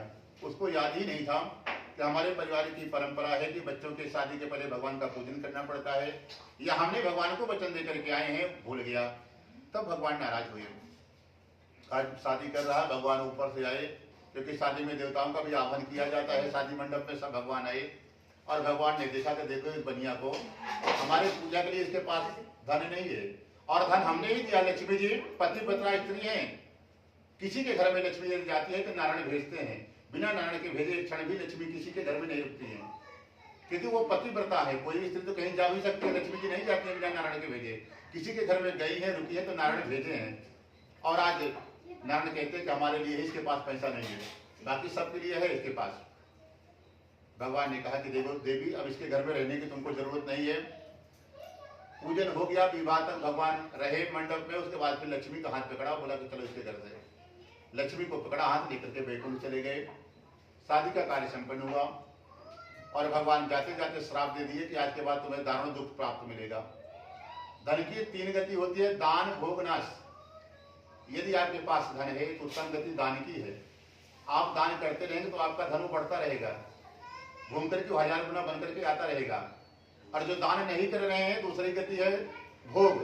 आप खुद अपने लिए बढ़िया बढ़िया गाड़ी लीजिए, बढ़िया घर लीजिए, पहनिए कपड़े, नहीं धन है, पता लगा कि फटे पुराने कपड़े पहने हो, अपने लिए भी नहीं कर रहे हो, तो तीसरी गति है नाश। लक्ष्मी अपने आप चली जाती है। कोई घर में ऐसी बीमारी आएगी कि सारा धन शून्य हो जाता है, लक्ष्मी चली जाती है। तो सेठ जी की वही हुई, न वो दान कर रहे थे, न खुद भोग रहे थे, तो लक्ष्मी जी चली गई। शादी का कार्य संपन्न हुआ। सेठ जी ने एक दिन अपने जमाई को बुलाया और कहा कि बेटा देखो शादी में बहुत धन खर्चा हो गया है, चलो हम लोग फिर से व्यापार को प्रारंभ करते हैं। सेठ जी ने नाम सोना चांदी रखा व्यापार करने के लिए। आज रत्नपुर नगर पहुंचते हैं, जो हम लोग अभी रत्नागिरी के नाम से जानते हैं, पहले वो रत्नपुर नगर था, वहां पर पहुंचे हैं। सेठ जी व्यापार कर रहे थे। एक दिन की बात है, भगवान की इच्छा हुई, इस बनिया को श्राप दिए तो फलीभूत भी करना है। तो उस नगर के जो राजा थे उनके यहाँ भगवान ने माया से कुछ चोर बना दिया और चोरी करा दी। चोरी करके सिपाहियों को भी खबर कर दिया कि तुम्हारे राजा के यहाँ चोरी हुई है। चोर जिधर धन लेकर के भाग रहे थे, सिपाहियों को भगवान ने उधर ही इशारा कर दिया, सिपाही दौड़ेंगे पकड़ने के लिए। अब चोरों को लगा यदि हम धन लेकर के भागते हैं तो पहले पकड़े जाएंगे, धन को कहीं छिपा दें। तो रास्ते में जंगल में साधु बनिया अपनी नाव को किनारे ठहरा करके जंगल में सो रहा था टेंट लगा करके। तो चोरों को लगा कि यदि हम धन लेकर के भागते हैं तो पकड़े जाएंगे, पहले धन को कहीं छिपा दें। तो साधु बनिया की नाव खड़ी थी, चोरों को लगा कि खाली नाव पड़ी है, उसी में धन रख दिया, रख करके भाग गए। पीछे से सिपाही आए और सिपाहियों ने आते ही 2 लोग को सोते हुए देखा, तो उनको लगा कि यही दोनों चोर हैं। सिपाहियों ने डंडे लातों से मारना सेठ जी को चालू कर दिया, धुनाई धड़ाम धड़ाम सब मारना चालू कर दिया। अब सेठ जी खड़े हुए और देख रहे हैं कि ये क्या हमारे साथ हो रहा है, क्योंकि जहाँ पर कृपा राम की हुई तहाँ पर कृपा करे सब कोई। जब तक भगवान की कृपा आपके ऊपर है तभी तक आप किसी के घर में जाएं, कहीं सभा में जाएं, ऑफिस में जाएं, तभी तक आपका सम्मान है। जिधर भगवान अपने आप के ऊपर से अपना हाथ हटा लेंगे, फिर कहीं जाइए आपकी इज्जत नहीं होने वाली है। ऐसे ऐसे कुछ कलंक लगा देंगे कि आपको देख करके लोग गाली देना चालू कर देगा। तो सेठ जी के ऊपर से भगवान ने कृपा हटा दी और सिपाहियों ने खूब धुनाई कर रहे हैं। तो सेठ जी हाथ जोड़ कर कह रहे हैं, महाराज आप लोग क्यों हमको मार रहे हैं? बोले नहीं तुम चोर हो। बोले चोर नहीं है, बहुत बड़े व्यापारी हैं इस कलकत्ता नगर से, कांचनपुर नामक नगर के, परंतु कोई मानने को तैयार नहीं है। तब सेठ जी को लगा कि अभी तक तो हम जैसे जगह जाते थे लोग कुर्सी छोड़ देता था कि आइए सेठ जी, आइए सेठ जी, सब लोग राम राम करता था, आज ये कैसे हमारा स्वागत हो रहा है। फिर सेठ जी के पास हंकड़ी लगाया गया, साथ में जमाई था उसको भी बंधन में फंसाया गया। राजा के पास मारते हुए सिपाही घसीट करके लाए और राजा के सामने हाथ जोड़ करके कह रहा है कि हमने चोरी नहीं की है, परंतु भगवान की कृपा नहीं है। राजा भी बात मानने को तैयार नहीं है। अब सेठ जी इतने दुखी हो रहे हैं कि आज के बाद हमको हर जगह लोग गवाही के लिए बुलाता था कि सत्यवादी राजा है, अरे ये बनिया है, झूठ नहीं बोलता है, और जब हम सत्य बोल रहे हैं तब भी कोई मानने को तैयार नहीं है, क्योंकि भगवान आज रुक गए हैं। भगवान की कृपा से ही सब कुछ संभव है। तो सेठ जी को जेल में डाल दिया गया। अगले दिन जो घर पर ये सोना चांदी गोडाउन में फैक्ट्री में रखा था, घर पर भी चोरी हुआ, सारा धन चला गया, क्योंकि लक्ष्मी सिर्फ नारायण की है, नारायण के पास चली गई तो अपने आप सब शून्य हो गया। घर पर गरीबी का निवास हो गया, खाने तक की कोई व्यवस्था नहीं है। एक दिन माँ बेटी ने विचार किया कि चलो हम लोग भिक्षा मांगते हैं, नगर में भिक्षा मांगने का काम करते हैं। और शाम को जो मिलता था पकाते खाते थे। एक दिन की बात है, साधु की बेटी कलावती नगर में एक ब्राह्मण के घर भिक्षा मांगने के लिए गई, तो वहां शाम के समय देखा कोई पूजा हो रही है, बैठ करके भगवान की कथा को सुना। और कथा शाम को ही होती है, होते होते थोड़ा रात हो गई, प्रसाद लेकर के आई तो आज उनकी माँ बहुत नाराज है। कह रही बेटी इतनी रात कैसे हो गई, तुम्हारे दिमाग में क्या चल रहा है? तो उसने कहा कि हे माता, इस ब्राह्मण के घर गई थी, वहां पर भगवान की कथा हो रही थी। कथा में ये बताया गया है कि जब भी आप सम्मिलित हो जाएं तो भगवान का चरणामृत प्रसाद मिल जाए तभी वहां से आना चाहिए, अन्यथा कोई जो छोड़ करके आ जाता है तो कुछ न कुछ अपशगुन या अपशगुन समाचार उसको तुरंत उसी दिन प्राप्त होता है। इसलिए हे माता, हम लोग पूरा परिवार पहले से इतने दुखी हैं कि भगवान के प्रसाद को छोड़ करके नहीं आए। जब इतना बात सुना तो लीलावती को भी याद आ गया कि हे बेटी, तुम्हारे पैदा होने के पहले से तुम्हारे पिताजी ने हमने भगवान के पूजन का संकल्प लिया था और आज तक हम लोगों ने भगवान का पूजन नहीं किया। कहीं भगवान तो नहीं नाराज हो गए? क्योंकि इतना बड़ा आदमी जिसके पास हजारों नौकर हो, सोने चांदी का कारोबार हो, आज नगर में भीख मांगे, वो आसान काम नहीं है। लगता है भगवान ही नाराज हो गए हमसे। चलो जो कुछ हो गया, कल हम दोनों भिक्षा मांगने के लिए चलते हैं, जितना धन मिलेगा उसी से एक बार भगवान का छोटे रूप में पूजन करके भगवान से क्षमा मांग लेते हैं। दूसरे दिन माँ बेटी नगर में भगवान का पूजन का संकल्प लेकर के गई और भगवान की ऐसी कृपा हुई कि बहुत सारा धन मिल गया, जिससे भगवान के पूजन की सामग्री को व्यवस्थित बनाया और ला करके सुबह से शाम तक व्रत रखा। शाम के समय नगर वासियों को बुला करके भगवान का पूजन कर रही है। भगवान के पूजन करते समय भगवान से ये प्रार्थना हाथ जोड़ करके कर रही है कि हे भगवान, मुझसे या मेरे परिवार से किसी से यदि कोई अपराध हो गया हो आपका, तो हे नाथ हे नारायण, हम लोग अनजान मनुष्य हैं, आपके संतान हैं प्रभु, हमारे पूरे परिवार की तरफ से आज हम माँ बेटी आपसे क्षमा मांगते हैं। पूरे परिवार की तरफ से माँ बेटी ने क्षमा मांगा और भगवान से एक प्रार्थना और की कि हे भगवान, हमने जब से अपने बेटी का विवाह किया है, विवाह के बाद ही हमारा पति और जमाई न मालूम किस नगर में कहाँ व्यापार करने के लिए चला गया है। वो लोग जीवित है कि नहीं वो भी हमको खबर नहीं है। आप तो प्रभु हर जगह हर समय रहते हो, घर घर में वास करते हो, एक बार जिस दशा में जहाँ भी उनको वापस घर भेज दीजिए। ऐसे भाव से भगवान का पूजन किया, भगवान से क्षमा मांगी, उसके बाद विसर्जन किया गया। तो जो जहाँ से देवता आए थे सब लोग चले गए, परंतु भगवान नारायण नहीं गए।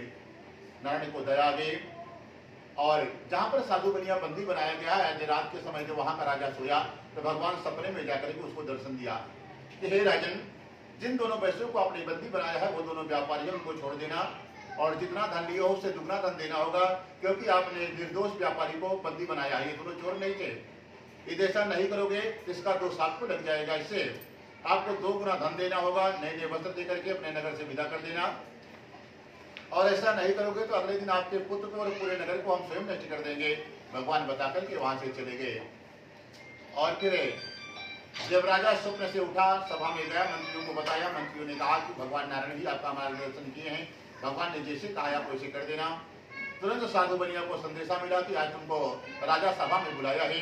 तब तो साधु बनिया डर गया कि लगता है आज फांसी में पक्का चढ़ेंगे, क्योंकि जेल में भी बंद थे, जान बची थी, लगता है आज उससे भी हाथ धोए, क्योंकि राजा का सारा धन हमारी नाव में मिला था और अब फांसी पे लगता है आज चढ़ाएगा, तभी राजा बुलाया है दरबार में। और राजा के पास लाया गया, राजा को हाथ जोड़ करके प्रणाम किया। राजा खुद डरा हुआ था कि जैसा आज्ञा का पालन नहीं हुआ तो पूरा राज्य उसका समाप्त हो जाएगा अगले दिन। उसने कहा कि हे महानुभावों, भाभी वैसे अभी तक आपको जितना दुख प्राप्त हुआ था अभी से आपको कोई भय नहीं है। तुरंत उनको नए नए वस्त्र आभूषण दिया गया, जितना धन दिया था उससे दुगना धन दिया गया और आदर के साथ विदा कर दिया गया। और दोनों वैश्य अपने अपने नगर के लिए फिर वहां पर गए। राजा ने उनको जेल से छुड़ाया, नए नए कपड़े दिए, सोना चांदी दिए और फिर नगर से विदा कर दिया और कहा कि आप लोग शीघ्र से शीघ्र हमारे नगर से जाएं। और सभी लोगों ने अपने अपने स्थान के लिए प्रस्थान किया।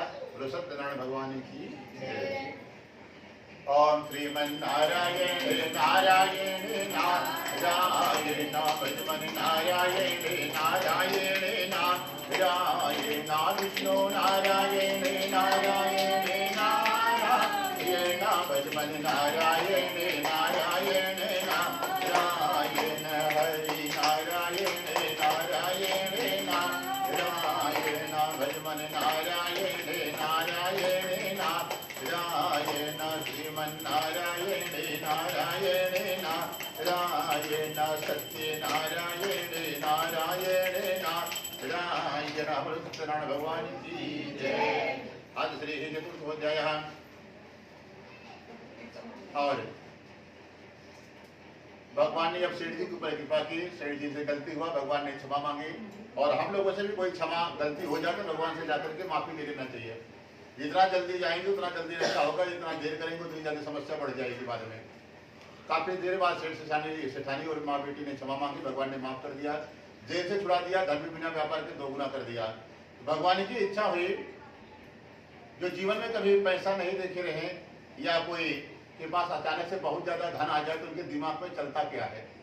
भगवान ने कहा कि थोड़ा सा हम भी जानकारी कर लें कि ये कन्हैया जी बड़े कौतुकी हैं, फटे पुराने कपड़े पहन लिए और एकदम दुबला पतला शरीर बना लिया, माथे में बढ़िया टीका चंदन, बड़ी सी चोटी बांधी, हाथ में दंडी लिया और एक ब्राह्मण, गरीब ब्राह्मण बन करके सेठ जी के पास भगवान जा रहे हैं। और सेठ जी देख रहे हैं कि लगता है कोई बहुत गरीब ब्राह्मण है, हमको बड़ा आदमी समझ करके आ रहा है, हो सकता है ब्राह्मण देवता को कुछ भला हो जाएगा, कुछ धन दान कर देगा, या कपड़े नहीं है फटे पुराने वही कपड़े ही दिला देंगे। परंतु सेठ जी कहें तो महाकंजूस है, कुछ इसको देने वाले हैं नहीं, बिना मतलब के हमारे पास आ रहा है ये ब्राह्मण, हमको ये जानता नहीं लगता तभी आ रहा है। और भगवान धीरे से जाकर के सामने प्रकट हो गए। प्रकट होकर के भगवान ने पूछा कि सेठ जी तुम्हारी नाम में क्या रखा हुआ है, क्योंकि भगवान वही पूछते हैं जो भगवान ने आपको दिया है। और भगवान किसी की परीक्षा कभी भी कहीं भी हो सकती है, जिसके पास ज्यादा ताकत है कभी भगवान विकलांग बनकर के आपके सामने गिर जाएंगे, अब आप उनको उठाते हैं कि अनदेखा करके चले जाते हैं। परीक्षा कभी भी किसी की कहीं भी हो सकती है, धन वालों की है, कभी रोड पर कटोरा लेकर के भिखारी बनकर के भगवान परीक्षा लेने के आ सकते हैं, आप उनको देते हैं कि डांट करके भगा देते हैं। और जीव रूप में तो भगवान सबके अंदर है ही है, परंतु कभी कभी परीक्षा लेते हैं तो भगवान ने जैसे पूछा और सेठ जी को इतना जोर से गुस्सा आया कि इस दरिद्र ब्राह्मण के पास कुछ नहीं है, ऐसे क्या मतलब कि हमारी नाम में क्या रखा है क्या नहीं रखा है। और ब्राह्मण को भगवान को इतने जोर से डांटा, अरे दरिद्र ब्राह्मण क्या पूछता है, क्या धन लेना चाहता है, मेरे नाम में बेल पत्ता भरा है। और बेल पत्ता का नाम बोला तो भगवान ने कहा कि तथास्तु, हम यही तुम्हारे मुख से जानना चाहते थे, क्योंकि हम ब्राह्मण साधारण ब्राह्मण तुमको देखने में लग रहे हैं नहीं, हम बड़े सिद्ध ब्राह्मण हैं और तुमको आशीर्वाद देना चाहते थे कि जो तुम्हारी नाम में रखा है 1000 गुना बढ़ जाए। आपने बेल पत्ता बताया है और हमने तुरंत आशीर्वाद दिया, मुड़ करके देख लो 1000 गुना हुआ कि नहीं हुआ। जब सेठ जी ने मुड़ करके देखा तो पूरा बेल पत्ता 1000 गुना हो गया। सेठ जी देखते ही धड़ाम से गिर पड़े, हार्ट अटैक आ गया उनको, ये कैसे हो गया इतना जल्दी। बड़े दिनों बाद तो जेल से छूटे थे, इतना सोना चांदी फ्री में 2 गुना मिला था और फिर से सब बेल पत्ता हो गया, अब क्या करें। और कई घंटों बाद जब उनको होश में आए तो उनके साथ में जो जमाई था कहता कि हे ससुर जी अब रोने से कुछ नहीं होगा, एक काम करो, जो ब्राह्मण वहां पर बैठा है हमको लगता है कि कोई ब्राह्मण नहीं है, कोई सिद्ध महापुरुष या भगवान हो सकता है, तुम्हारी परीक्षा लेने के लिए आए थे, अब उन्हीं के चरणों में जाइए, उनसे क्षमा मांगिए, तभी आपकी मनोकामना पूरी होगी। अब सेठ जी संकोच बसे उठते हैं और रोते हुए ब्राह्मण के पास जाते हैं, त्राहिमाम त्राहिम करके भगवान के चरणों में लेटते। जब भगवान के चरणों में लेटे तो उन्होंने क्या देखा, भगवान पूरा अपना शरीर हमेशा बदल लेते हैं, कभी चरण नहीं बदलते हैं, इसलिए भगवान के चरणों की पूजा होती है। क्योंकि भगवान के चरणों को देखे तो आप पहचान जाएंगे ये भगवान है। जब सेठ जी ने देखा ये तो साक्षात नारायण है, शंख चक्र गदा पैरों में इनको देखे बने हुए और पूरा शरीर ब्राह्मण का था, तब तो रोने लगे और हाथ जोड़ करके खड़े हो गए। सेठ जी कहा कि प्रभु हम आपको पहचान गए कौन है, हमारी रक्षा करें, हम साधारण मनुष्य हैं, आपकी माया तो ब्रह्मा आदि नहीं जान पाते हैं, तो हम कैसे जान पाएंगे। और सेठ जी त्राहिमाम करके बार बार क्षमा मांग रहे हैं। तो भगवान ने कहा कि सेठ जी हम आपको अभी क्षमा कर देते हैं, परंतु आज के बाद आप किसी को धन देना कि नहीं देना, कोई दीन दुखी गरीब आए तुम्हारे पास, हमारी तरह डांटना मत उसको, जैसे आज हमको डांट दिया कोई बात नहीं है, अगर कहीं हम मांग ली होते तो आज मार भी खाते तुम्हारे हाथ से, खाली हमने पूछा था तो इतने जोर से आपने डांटा। तुम्हारे पास धन है जिसका मतलब आप किसी का अपमान कर देंगे, किसी ब्राह्मण का अपमान कर देंगे, ऐसा नहीं करना है। यदि आपको आगे बढ़ना है तो हमेशा नम्रता से, जितना शांत स्वभाव रखेंगे उतना ज्यादा आप आगे बढ़ेंगे। और टाइट होकर चलेंगे, घमंड आ गया तो आपको समझना है कि आपका पतन होना चालू हो जाएगा। अहंकार आ गया, चाहे वो शरीर का हो चाहे धन का हो, आप ज्यादा तगड़े तंदुरुस्त हैं, बात बात में आपको गुस्सा आ जाता है, किसी को मार देते हैं तो ऐसी नस ढीली कर देंगे कि फिर हाथ पांव गड़बड़ हो जाएगा। इसलिए कभी अहंकार किसी का नहीं करना है। अब ज्यादा खूबसूरती है या कुछ भी है तो ऐसी जगह भगवान दाग डाल देते हैं, आप मुँह छिपाते घूमते रहो। तो अहंकार नहीं करना, अहंकार एक हुई भगवान नाश करते हैं। अहंकार नहीं आएगा तो हमेशा जीवन जैसे वैसे चलता रहेगा, चले घमंड कभी किसी चीज का नहीं करना है। नहीं, भगवान वही चीज गड़बड़ करते हैं। सेठ जी को आया था, 0 कर दिए, फिर भगवान से क्षमा मांगे, भगवान ने क्षमा कर दिया, सारा बेल पत्ता नष्ट हुआ, सोना चांदी प्राप्त हुआ। सेठ जी नाव लेकर के अपने नगर पहुंच गए। तो जो नाव चला रहा था सोचे कई वर्षों बाद घर जा रहे हैं, पहले संदेशा भिजवा घर चलते हैं। तो नौका चलाने वाला राजा उनके सेठ जी के घर पर गया और वहां पर जाकर के देखा है कि पति और सेठ जी की बेटी और उनकी पत्नी घर पर भगवान का पूजन कर रही थी कि हे भगवान, हमारा पति और जमाई घर वापस आ जाए। जैसे समाचार मिला कि सेठ जी नगर के पास आ गए हैं, सेठानी जी पूजा से खड़ी हो गई, बोली कि हे बिटिया, बाकी का जो पूजा बचा है तुम कर लेना, हम जा रहे हैं अपने पत्नी को देखने के लिए। और तुम्हारा वक्त पति आ गया, पंडित जी को बोलो जल्दी जल्दी पूजा करा दें, तू भी भाग के जल्दी से आ जाना।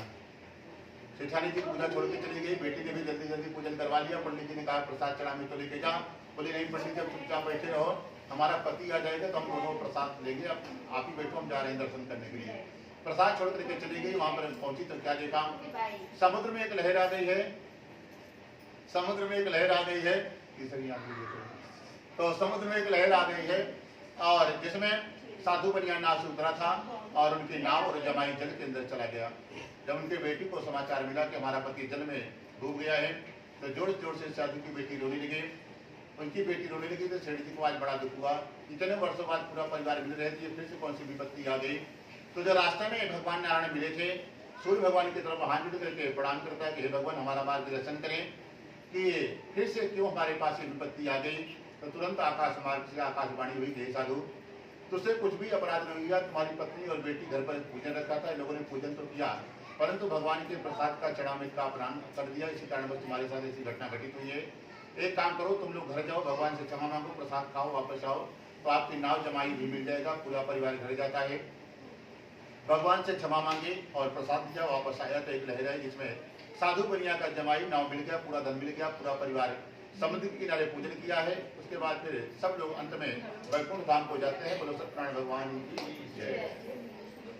ओम श्रीमन्नारायण नारायण नारायण भगवान नारायण नारायण नारायण विष्णु नारायण नारायण नारायण राम नारायण नारायण नारायण हरि नारायण नारायण नारायण सत्य नारायण नारायण नारायण भगवान की जय। सूर्य की किरण देख लो, भगवान के सर के पास निकल रही है। ये जो सूर्य भगवान निकलते हैं ना, साक्षात नारायण विष्णु जी हैं, दर्शन देने के लिए आते हैं। जो जानता है ये भगवान प्रकट हुई है वो उनका पूजन कर लेता है, जो जानता है वो खाली रोशनी देने के लिए आए हैं वो मुंह फेर लेता है। खाली वो प्रणाम कर देने से ही आप पूरा दिन सुरक्षित हो जा रहे हैं, तो उसके लिए खाली लोटा जल दे के खाली हाथी तो जोड़ना है, पूरा दिन आप सुरक्षित है, कोई आपका बाल बांका नहीं कर सकता जो भी सूर्य पूजन कर लिया सुबह सुबह उठ के। और श्री पंचमो अध्याय और 5वें अध्याय में कहते हैं कि तुंगध्वज नाम का राजा है। राजा है, एक दिन की इच्छा हुई कि चलो जंगल में आज जंगली जानवरों का शिकार करते हैं। राजा शिकार करने के लिए गया और वहां पर शिकार करते करते थक गया, काफी देर सोचा कि कहीं विश्राम कर ले, परंतु चारों तरफ जंगली जानवर घूम रहे थे, और चारों तरफ जंगली जानवर घूम रहे थे। और फिर राजा काफी देर बाद घूमते घूमते देखा कि बट वृक्ष वहां पर है और वहां पर काफी छोटे छोटे बच्चे जहाँ यहाँ बैठे हुए हैं, आपस में बच्चे लोग कोई पूजा करके खेल रहे थे। कोई भगवान की फोटो लाया था, कोई प्रसाद लाया था, कोई पंडित जी बना था, कोई नाई ठाकुर बना था, सब आपस में खेल रहे थे। राजा दूर से देख रहा है कि बच्चे लोग कोई पूजा कर रहे हैं, भगवान की फोटो भी रखी है, परंतु राजा को लगा कि ये लोग गाय चराने वाले गंवार लोग हैं, हम तो कुत्ता चराते हैं, बड़े वाले हैं, हम क्यों जाए इनके पास। जो कुत्ता पालता है बड़ा आदमी है, गाय चराने वाले को गंवार समझता है। और राजा विदेश से पढ़ के आया था, उसको और इंग्लिश मीडियम पढ़ा हुआ, तो उसको लगा कि और हम मॉडल हैं, हम क्यों जाएं वहां पर, गाय चराने वालों के बीच में क्यों बैठे हम। और राजा नहीं गया वहां और देख रहा है भगवान की फोटो रखी है, भगवान के सामने सर भी नहीं झुका रहा है, क्योंकि अहंकार बहुत ज्यादा पढ़ लिख ले, अगर विदेश में चला जाए तो उसका भी अहंकार आ जाता है। घमंड रहता है कि हम ज्यादा ग्रेजुएट हैं, हम क्यों नीचे बैठे भगवान के सामने, क्यों भगवान को प्रणाम करें, अपने आप अहंकार रहता है उस चीज का। तो राजा न सामने आया न भगवान के सामने सर झुकाया, और थोड़ी देर बाद पूजन पूर्ण हुआ। तो जो छोटे छोटे बालक थे, आजकल के बच्चे तो पूजा पार्टी करते हैं, पूजा पार्टी वाले नहीं दिख रहे हैं लोग तो वो लोग छोटे छोटे बच्चे कर रहे थे, राजा नहीं गया, पूजन पूर्ण हुआ। तो छोटे छोटे बच्चों ने विचार किया कि राजा भी भगवान का ही स्वरूप होता है, ये राजा है, कोई बात नहीं, यहाँ आया कि नहीं आया, हमारी जिम्मेदारी है कि पहले हम इसको प्रसाद दे देते हैं, फिर हम लोग खाएंगे। तो एक छोटा सा 5 साल का बच्चा प्रसाद लेकर के राजा को देने के लिए गया। राजा इतने जोर से डांटा कि तुम लोग छोटी जात के हो और न मालूम कैसे बर्तन में बनाए होंगे, तुम्हारे हाथ का प्रसाद हम कैसे लेंगे, डांट करके भगा दिया। और वो छोटा सा बच्चा रोने लगा, और रोते हुए भगवान के चरणों में वो प्रसाद ला करके रख दिया है, और भगवान को डांटने लगा कि आज तुम्हारे प्रसाद के कारण हमारा अपमान हो गया, आज तक हमारे माँ बाप ने इतने जोर से हमको नहीं डांटा था। और बैठ करके भगवान के सामने खूब रो रहा है, और भगवान अपने भगत को रोते हुए देख करके भगवान खुद रोने लगे। वो भी बच्चे बन जाते हैं, अगर बच्चा भगत होगा भगवान का। ध्रुव जी प्रहलाद जी 5 साल के अंदर ही उम्र में भगवान हर दिन साक्षात मिलते थे उनसे, भगवान को पा लिए थे। जितना छोटा भगत भगवान का होगा, अगर बड़े लोग घर में नहीं रहेंगे तो भगवान स्वयं बच्चा बनकर के साथ में बच्चों के साथ खेलते भी हैं। भगवान से अगर जितना छोटा भगत होगा उतना जल्दी भगवान उसको प्राप्त कर सकता है, भगवान को पाले। तो बच्चों को रोते हुए देख करके भगवान भी रोने लगे। तो अब जब आंसू 2 बूंद गिरा, आंसू से अग्निदेव प्रकट हो गए, और भगवान ने कहा कि हे अग्निदेव, एक काम करो, इस राजा को लगता है कि हमारी पत्नी बहुत खूबसूरत है, हमारे पास बच्चे अच्छे हैं, हमारे पास हजारों नौकर हैं, बहुत बड़ा साम्राज्य है, और इस बात का इसको अहंकार है, इसलिए अग्निदेव जाइए, जितना भी इसके परिवार में पत्नी, बेटा, बच्चा, नौकर, जीव जंतु सब कुछ जला करके मिट्टी में मिला दो, कुछ भी इसके पास नहीं बचे। क्योंकि भगवान का दिया हुआ ही सब कुछ है, जिसके पास जो कुछ है, जिसके पास ज्यादा हो भगवान को ज्यादा थैंक यू करे, बार बार जाके प्रणाम करें, प्रभु आपकी कृपा से ही है। क्योंकि जो कुछ भी भगवान देते हैं वही मिलता है, भगवान की कृपा से बिगड़ कुछ भी नहीं होने वाला। तो भगवान अग्निदेव को आदेश दिया, भगवान की जाइए, इसके सारे सामान सब जला करके राख कर दो, जिसके पास कुछ भी नहीं बचेगा तब इसको पता चलेगा कि बड़ा आदमी कौन होता है, छोटा आदमी कौन होता है। सब अग्निदेव पहुंचते हैं, जला करके पूरा सब शांत कर दिए। वापस अग्निदेव आ गए भगवान के पास। भगवान कहते हैं अहम भक्तों पराधीना, हम भक्तों के अधीन है, भगत चाहे हमको जैसे नचाए हम उसी तरह नाचते हैं। खाली आप भाव दिखावा नहीं करें, भगवान से सच्चा प्रेम करते हैं तो भगवान को जो चाहो भगवान से करा लो, सब कुछ भगवान करने के लिए तैयार है। खाली भक्ति पक्का की दिखावे की नहीं हो, असली भक्ति हो। तो भगवान सब कुछ करते हैं। आगे राजा का सारा अहंकार मिटा दिया। राजा अपने घर के लिए पहुंचा और देखा कि थोड़ी देर पहले गए थे, यहाँ पर हमारी पत्नी थी, बच्चे थे, नौकर चाकर, माता पिता, सब समाप्त हो गया, सब रात-पात हो गया, और पूरा सब ठंडा भी कर दिए भगवान। तब वो समझ गया कि लगता है जो हमने भगवान के प्रसाद का अपमान कर दिए हैं, उसी कारणवश हमारे साथ ऐसा हुआ है। क्योंकि हम भक्तों पराधीना, भगवान भक्तों के अधीन है। तो राजा को समझ में आया, और राजा भगवान कहते हुए हैं कि आप हमारा अपमान करिए, हम आपको कभी नरक नहीं जाने देंगे। क्योंकि राक्षस लोग जो भगवान को भक्ति करता, गाली देता, लड़ाई करता, वो भी उस प्रकार की भक्ति है। भगवान को दुश्मनी भाव से वो प्रेम करता भगवान को 24 घंटे याद करता रहता है।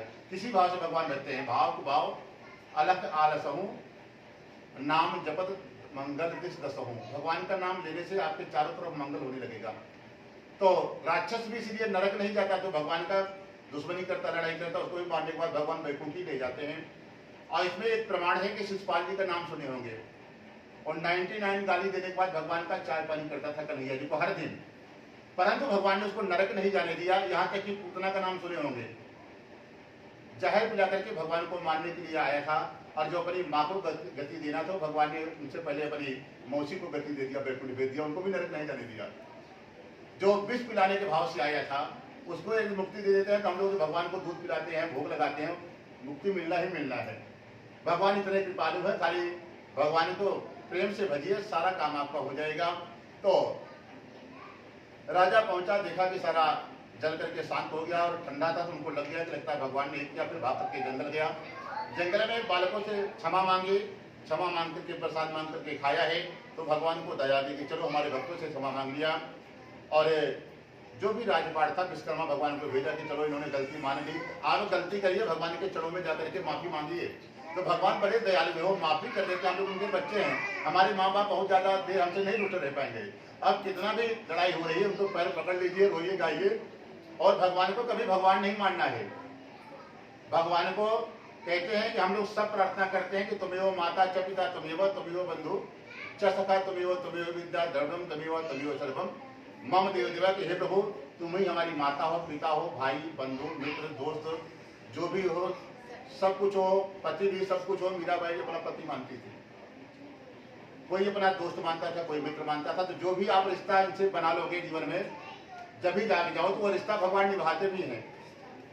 द्रौपदी के साथ रिश्ता किया था भगवान ने, तो चीर बढ़ा करके उनकी रक्षा की, तो भाई मानते थे। तो भगवान कहते हैं एक रिश्ता जिसको भी संसार में चाहते हैं कि हम लोग सुख शांति से पूरा जीवन निकल जाए, भगवान से एक रिश्ता सबको बना लेना चाहिए।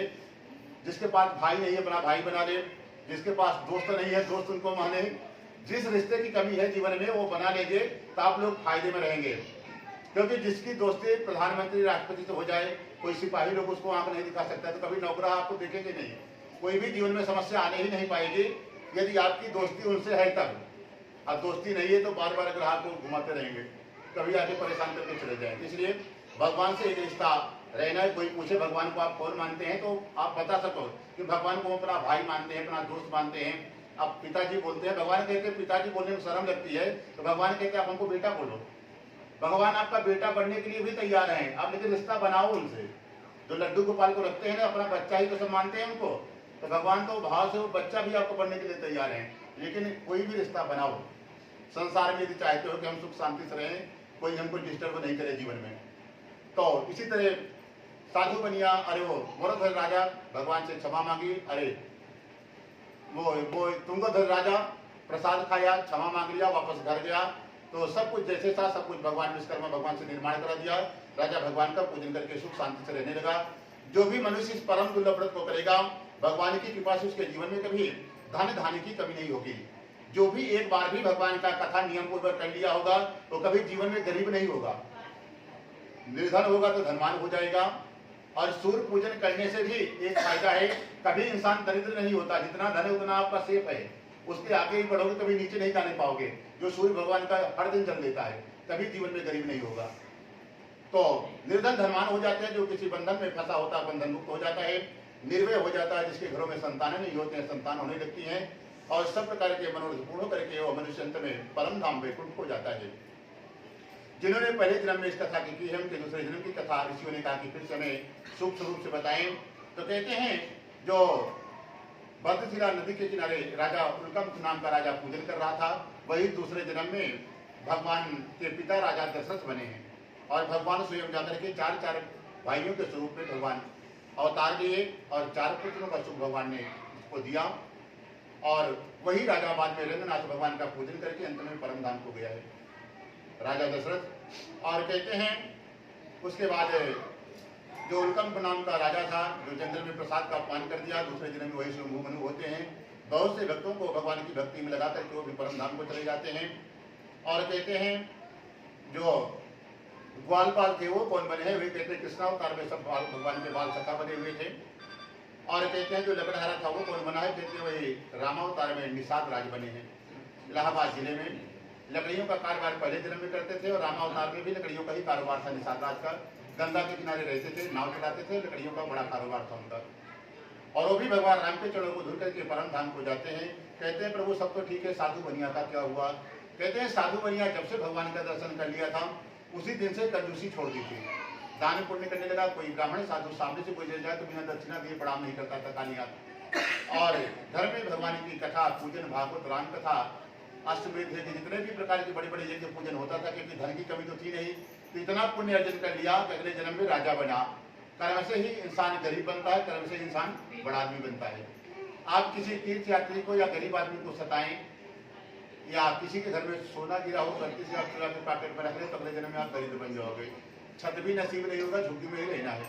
चोरी का परिणाम है कि अगले जन्म आपको गरीबी में बिताना है पूरा जीवन। कर्म का ही फल एक क्षण आपका कर्म लिखा जा रहा है। श्रवण और श्रवणिया के माध्यम से जब भी आपका जन्म हो जाता है, उसी दिन से ही भगवान 2 गुप्तचर आपके पीछे छोड़ देते हैं। आप जिस दिन पैदा हुए अब तक कितने अच्छा वाला काम किए, कितना गंदा वाला काम किए हैं, सारा कुछ वीडियो हर दिन बन रहा है आपका, और भगवान के पास वो भेजा जाता है। 2 गुप्तचर, एक का नाम है श्रवण, एक का श्रवणिया। सारे रिकॉर्ड आपके रखे हुए, एक भी क्षण आपका ऐसा नहीं कि जो रिकॉर्डिंग नहीं किया गया हो। और यहाँ के जाने के बाद वहाँ वीडियो देखना पड़ता है, आपको दिखाया जाएगा कि आप गए थे और आपने क्या क्या कृत्य किए, सब कुछ वीडियो में दिखाया जाएगा। उसके बाद भगवान कहते हैं आपको कौन सा कर्म फल भोगना है, गंदे वाला या अच्छे वाला।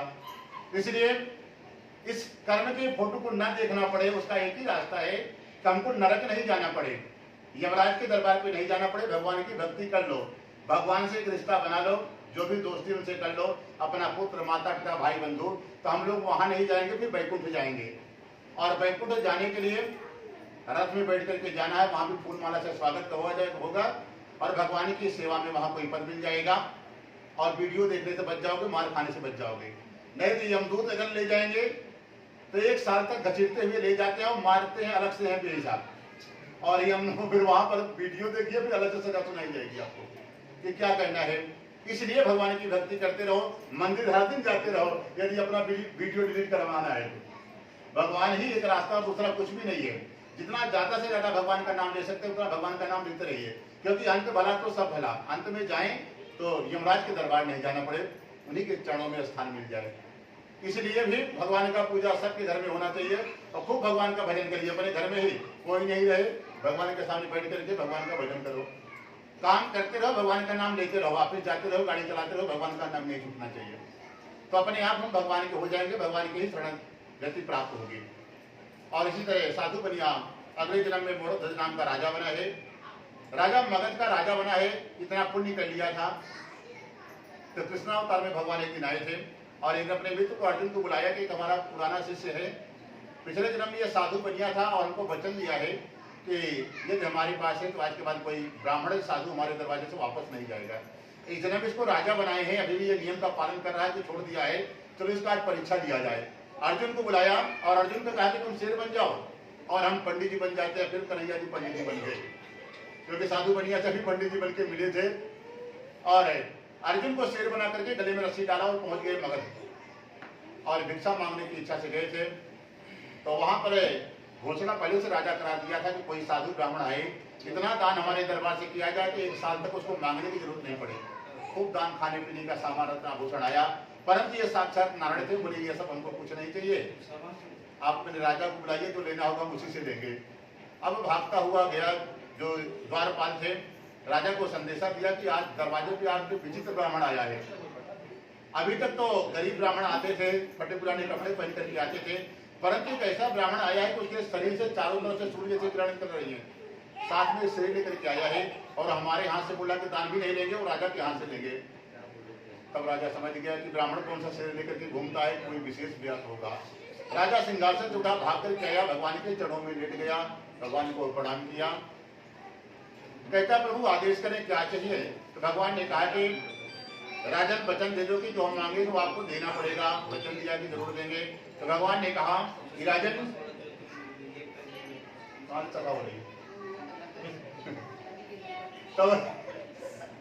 तब भगवान के सामने हाथ जोड़ करके राजा खड़ा हुआ और कहा कि प्रभु आप आदेश करें क्या चाहिए, क्योंकि आज तक हमारे दरवाजे से कोई ब्राह्मण नहीं गया है और हम आपको भी उदास होकर के नहीं जाने देंगे यदि वो चीज हमारे पास है तो भगवान ने कहा कि देखो राजन, हमको ऐसी वैसी वस्तु नहीं चाहिए, जो तुम्हारे पास एक बेटा है उसी को हमारा शेर खाना चाहता है, 6 महीने से भूखा है। इसकी इच्छा है कि कोई धर्मात्मा राजा हो जिसके दरवाजे से कोई साधु ब्राह्मण वापस नहीं जाता हो, उसी के पुत्र को खा करके हम अपने ये व्रत का हम पारण करेंगे और ऐसा राजा खाली संसार में तुम ही हो। अपने पुत्र को बुलाओ, आरा मंगाओ और अपने पत्नी के साथ राजा रानी भी अपने बच्चे को आरे से काटें और खाली दाहिना भाग खा करके व्रत तोड़ेगा अपना, हमारा शेर आज। तब तो राजा डर गया कि अभी तक तो ब्राह्मण ऐसा नहीं आया था, दान पुण्य लेकर के धन रथा दूसरा चला जाता कि ये कौन सा ब्राह्मण है कि ऐसी वस्तु मांग रहा है, हमारे बेटे को ही खिलाना चाहता है। परंतु साधु बनिया को याद था कि हमने भगवान को वचन दिए हैं कि यदि वो चीज है तो हम ब्राह्मण को वापस नहीं जाने देंगे, जरूर दान करेंगे। यदि आज हम वचन तोड़ देते हैं तो हजारों साल नरक में जाएंगे। तो आप किसी को वचन दे तो कभी आप झूठा वादा किसी से नहीं करना चाहिए, हजारों साल नरक में पड़ा रहता है वो जीव। तो साधु ने अपने नगर से आरा मंगाया, अपने पुत्र को बुलाया, अपनी पत्नी को बुलाया और आरे से ही आज अपने बेटे को ही राजा काट रहा था। जैसे थोड़ा शरीर कटा तो भगवान ने वचन दिया था कि पति पत्नी ही काटोगे और किसी की आंख से आंसू नहीं आना चाहिए, कि हमारा बेटा कट रहा है, मोह नहीं होना चाहिए। क्योंकि बड़ी चीज यदि आप दान करो तो उसके प्रति मोह नहीं होना चाहिए। यदि आप दान कर रहे हैं, आपके प्रति मोह है उससे, तभी आपको दुख होगा। और जैसे आरे से कटा शरीर, बच्चे की आंख में आंसू आ गया, भगवान ने देख लिया। भगवान ने कहा कि राजन वापस जा रहे हैं, अब दान नहीं ले गया। तो राजा घबरा लेके बच्चे को भी काट दिए। अब बोले कि हम वापस जा रहे हैं, लेंगे भी नहीं, ये तो हमारा वचन टूट जाएगा, अब क्या करें। तो छोटा सा बालक भगवान से हाथ जोड़ करके कहता है कि हे महाराज, हमको इस बात का दुख नहीं है कि हमारा शरीर कट रहा है, ये मिट्टी का शरीर है।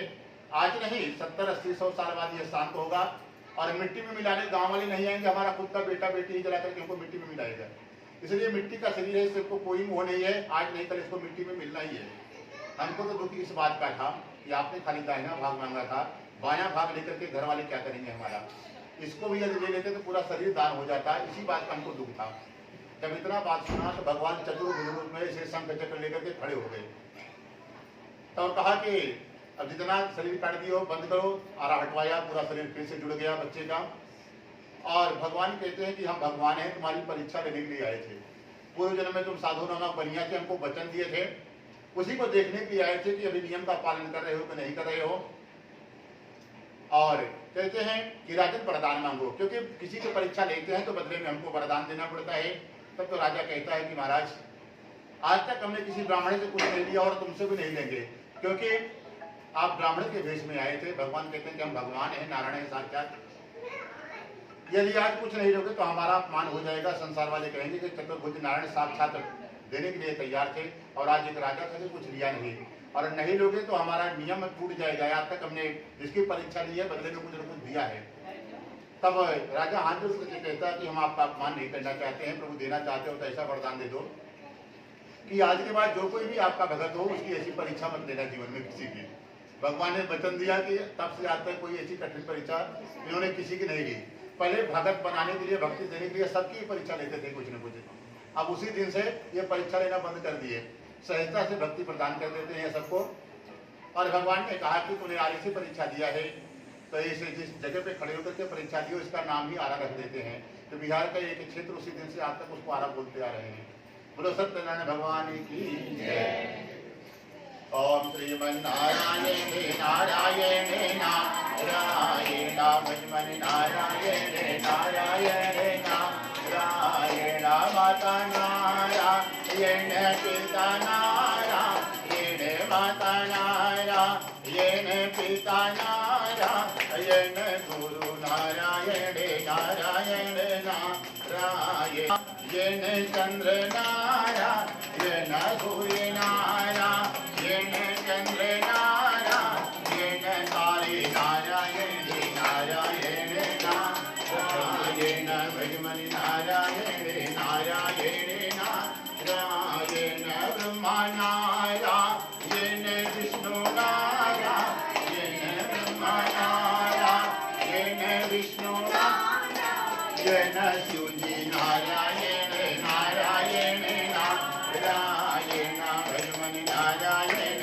नारायण नारायण सूर्य नारायण चंद्र नारायण सूर्य नारायण चंद्र नारायण तारे नारायण।